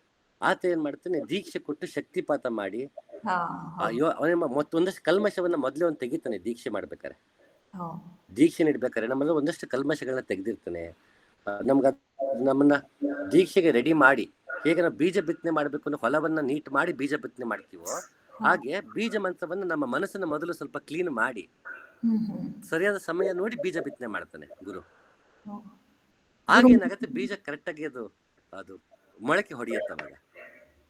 ಅದೇ ಕರೆಕ್ಟ್. ಹೌದು. ಧನ್ಯವಾದಗಳು ಸರ್. ಮತ್ತೆ ಪ್ರಶ್ನೆ ಕೇಳದಿದ್ರೆ ಕೇಳಿ, ತಮ್ಮ ಅನಿಸಿಕೆಗಳನ್ನ ವ್ಯಕ್ತಪಡಿಸಬಹುದು. ಸರ್ ನಮಸ್ತೆ ಸರ್. ನಮಸ್ತೆ ಅಮ್ಮ. ಸರ್, ಇದು ಈ ಉಸಿರಾಟ ಇದು ಯೋಗ ಮಾರ್ಗಕ್ಕೆ ಬರುತ್ತೆ ಅಂತ ಹೇಳ್ಬೋದಾ? ಈ ನಾಮಸ್ಮರಣೆ ಜೊತೆಗೆ ಉಸಿರಾಟ ಅಂತ ಹೇಳ್ತೀರಾ ನೀವು, ಅದು ಎರಡು ಈ ಭಕ್ತಿ ಮಾರ್ಗ ಯೋಗ ಮಾರ್ಗದಲ್ಲಿ ಬರುತ್ತಾ ಅಂತ ಅದ್ರ ಬಗ್ಗೆ ಸ್ವಲ್ಪ ತಿಳ್ಕೊಬೇಕಾಗಿತ್ತು. ಹೌದಮ್ಮ, ಈಗ ನಾವು ನಾಮಸ್ಮರಣೆ ಅಂತ ಬಂದಾಗ ಬೀಜ ಮಂತ್ರಗಳನ್ನ ಏನ್ ಕೊಡ್ತಾರೆ, ಅದರಲ್ಲಿ ಸಗುಣ ಉಪಾಸನೆ ಇದ್ದರೆ ಓಂ ನಮೋ ನಾರಾಯಣಾಯ, ಓಂ ನಮೋ ಭಗವತೆ ವಾಸುದೇವಾಯ, ಓಂ ನಮಃ ಶಿವಾಯ, ಈ ರೀತಿ ಸಗುಣ ಉಪಾಸನೆಯಲ್ಲಿದ್ದರೆ ಅದು ಭಕ್ತಿ ಯೋಗ ಅಂತ ಪರಿಗಣಿಸ್ಬೋದು ಒಂದು ಹಂತದವರೆಗೂ. ಆದ್ರೆ ಈಗ ಸೋಹಂ ಮಂತ್ರ ಇದೆ, ಅಥವಾ ಐಂ ಕ್ಲೀಂ ಸೋಮ್ ಇದೆ, ಹಲವಾರು ರೀತಿ ಇದೆ, ಹಲವಾರು ಬೀಜಾಕ್ಷರಗಳಿದೆ, ಅದು ನಿರ್ಗುಣೋಪಾಸನೆಗೆ. ಅಲ್ಲಿ ಭಕ್ತಿ ಇಲ್ಲ. ಅಂದ್ರೆ ಭಕ್ತಿ ಇಲ್ಲದ ಮನುಷ್ಯ ಭಕ್ತಿ ಮಾಡಲ್ಲ ಅಂತಲ್ಲ, ಅಂದ್ರೆ ಆಕಾರದಲ್ಲಿ ಭಕ್ತಿ ಮಾಡಲ್ಲ ಅಂತ. ನಿರ್ಗುಣ ಯಥಾವತ್ ಅವನು ಹೇಗಿದ್ದನೋ ಹಾಗೆ ದರ್ಶನ ಮಾಡುವುದು. ಹಾಗೆ ಅದಕ್ಕೆ ಮೀರಾಬಾಯಿ ಸಾನ್ಸೋಕಿ ಮಾಲಾಪೆ ಸಿಮುರುಮೆ ಪೀಕಾನಾಮ್ ಅಂತ ಅಂತಾರೆ. ಉಸಿರಾಟದಲ್ಲಿ ನಾನು ಭಗವಂತನ ಹೂಮಾಲಿಗೆಯನ್ನು ನಾನು ಪೂರ್ಣಿಸ್ತೀನಿ ಅಂತ. ಹಾಗೆ ಅದು ಉಸಿರಾಟದಲ್ಲೇ ತರವಲ್ಲ ತಗಿರಿನ ತಂಬೂರಿ ಸ್ವರ ಬರದೆ ಬಾರಿಸಿದರೆ ತಂಬೂರಿ ಅಂದ್ರೆ ಅದೇನೆ ಶರೀಫಜ್ಜೆ ಹೇಳ್ದಂಗೆ. ದೇಹವೇ ತಂಬೂರಿ, ಉಸಿರಾಟವೇ ಇಡ ಪಿಂಗಳ ನಾಡಿಗೆ ನಮಗೆ ತಂಬೂರಿಯ ತಂತಿಗಳು. ಹಾಗೆ ಮತ್ತೆ ನಮಗೆ ಗಂಗೆ ಮತ್ತೆ ಯಮುನೆ ಹರಿಯೋದ್ ನಮಗ್ ಕಾಣಿಸುತ್ತೆ, ಸರಸ್ವತಿ ಕಾಣಿಸಲ್ಲ. ಹೌದಾ? ಅವಳ ಗುಪ್ತಗಾಮಿನಿ ಅಂತೀವಿ. ನಮಗೆ ಉಸಿರಾಟದಲ್ಲಿ ಎಡಗಡೆ ಹೊಳ್ಳ ಬಲಗಡೆ ಹೊಳ್ಳ ಅನುಭವಕ್ಕೆ ಬರುತ್ತೆ ಉಸಿರಾಡ್ಬೇಕಾರೆ, ಇಡ ಮತ್ತೆ ಪಿಂಗಳ ಅನುಭವಕ್ಕೆ ಬರುತ್ತೆ, ಗಂಗೆ ಯಮುನೆ ಅನುಭವಕ್ಕೆ ಬರುತ್ತೆ. ಬಟ್ ಸುಷುಮ್ನ ಇದೆಯಲ್ಲ, ಅದು ಅನುಭವಕ್ಕೆ ಬರಲ್ಲ. ಅಲ್ಲಿ ಅದು ಗುಪ್ತಗಾಮಿನಿಗೆ ಹರಿತಿದೆ ಸರಸ್ವತಿ. ಅದು ಯಾವ್ದ್ರ ಮೇಲೆ, ಅದು ವಾಹನ ಯಾವುದು ಸರಸ್ವತಿಗೆ? ಹಂಸ. ಹಂಸದ ಕೆಲಸ ಏನು? ಹಾಲು ಮತ್ತೆ ನೀರ್ನ ಬೆರೆಸಿ ಕೊಟ್ರೆ ಹಾಲು ಕುಡಿಯುತ್ತೆ, ನೀರ್ನ ಬಿಟ್ಬಿಡುತ್ತೆ. ನಾವೇನ್ ಮಾಡ್ತಾ ಇದೀವಿ, ಉಸಿರು ತಗೋತೀವಿ, ನಮಗ್ ಏನ್ ಬೇಕೋ ಅದು ಇಟ್ಕೊಂಡು ಮಿಕ್ಕಿದ್ದೆಲ್ಲ ಹೊರಗೆ ಬಿಟ್ಬಿಡ್ತಾ ಇದೀವಿ. ಹಂಸ ಯಾರು? ನಾವೇ. ನಮ್ಮ ಉಸಿರಾಟವೇ ಹಂಸ. ಆ ಹಂಸ ರೂಢಿಯಾಗಿ ಒಳಗೆ ಗುಪ್ತಗಾಮಿನಿಗೆ ಸರಸ್ವತಿ ಹರಿತಾ ಇದ್ದಾಳೆ ಸುಷುಮ್ನ ನಡಿಯಲ್ಲಿ. ಅದನ್ನು ತಲುಪುವುದೇ ಯೋಗ. ನಮ್ಮಲ್ಲೇ ಗಂಗಾ ಯಮುನಾ ಸರಸ್ವತಿ ಮಿಲನ ಇದೆ, ಅಲ್ಲಿ ಜ್ಞಾನ ಗಂಗೆ ಸದಾ ಹರಿತಾ ಇದ್ದಾಳೆ. ಹಾಗೆ ತುಂಬಾನೇ ಚೆನ್ನಾಗಿತ್ತು ಸರ್. ಯೋಗ ಮಾರ್ಗನೂ ಹೌದು, ನೀವು ಹೇಳಿದ್ರಿ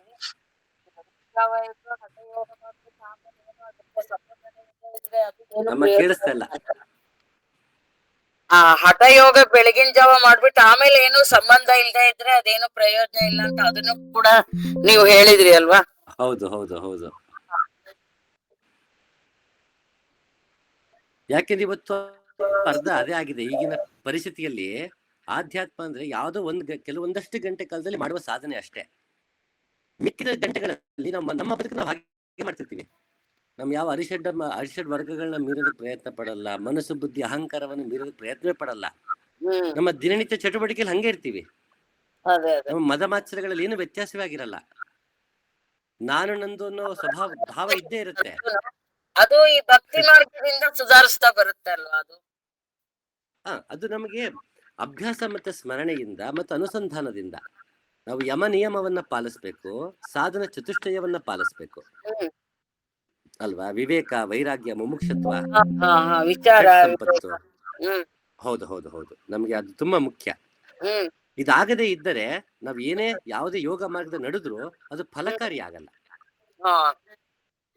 ಹಾಗಾಗಿ ನಾವು ಸಾಧನ ಚತುಷ್ಟಯ ಪಾಲಿಸ್ಲೇಬೇಕು. ಹೌದು. ಸರಿ ಸರ್, ನಮಸ್ಕಾರಗಳು, ಧನ್ಯವಾದಗಳು ಸರ್. ಧನ್ಯವಾದಮ್ಮ. ಧನ್ಯವಾದಗಳು ಸರ್. ಮತ್ತೆ ಯಾರು ಇದ್ದೀರಾ ಮಾತಾಡೋರು? ಯಾರು ಇಲ್ಲ ಅಂದ್ರೆ ಮುಗಿಸೋಣ ಇವತ್ತಿನ ಸತ್ಸಂಗನ. ಮಾತಾಡ್ತೀರಾ? ಯಾರಾದರೂ ಪ್ರಶ್ನೆ ಕೇಳ್ತೀರಾ? ಸರಿ, ಹಾಗಾದ್ರೆ ಮುಗಿಸೋಣ. ತುಂಬ ಚೆನ್ನಾಗಿತ್ತು ಸರ್, ಧನ್ಯವಾದಗಳು. ನಮ್ಮ ಸತ್ಸಂಗಕ್ಕೆ ಬಂದು ತಮ್ಮ ಪ್ರಸ್ತುತಿನ ಪ್ರಸ್ತುತಪಡಿಸಿದ್ರಿ. ಮುಂದಿನ ದಿನಗಳಲ್ಲೂ ಸಹ ಬಂದು ಒಂದು ಉತ್ತಮವಾದ ವಿಷಯವನ್ನ ಪ್ರಸ್ತುತಪಡಿಸಬೇಕು ಅಂತ ತಮ್ಮಲ್ಲಿ ವಿನಯವಾಗಿ ನಾನು ವಿನಂತಿಸ್ಕೊತೀನಿ. ನನ್ನ ಕೈಲಾಗಿದ್ದು ನಾ ಮಾಡ್ತೀನಿ ತಾಯಿ.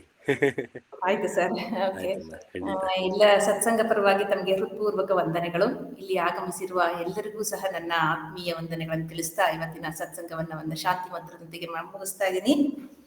ಓಂ ಸಹನಾ ಭವತು ಸಹನೌ ಭುನಕ್ತು ಸಹ ವೀರ್ಯಂ ಕರವಾವಹೈ ತೇಜಸ್ವಿನಾವಧೀತಮಸ್ತು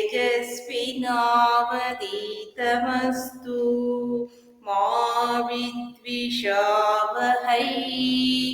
ಓಂ ಶಾಂತಿ ಶಾಂತಿ ಶಾಂತಿ. ನಮಸ್ಕಾರ. ಜೈ ಶಂಕರಲಿಂಗ.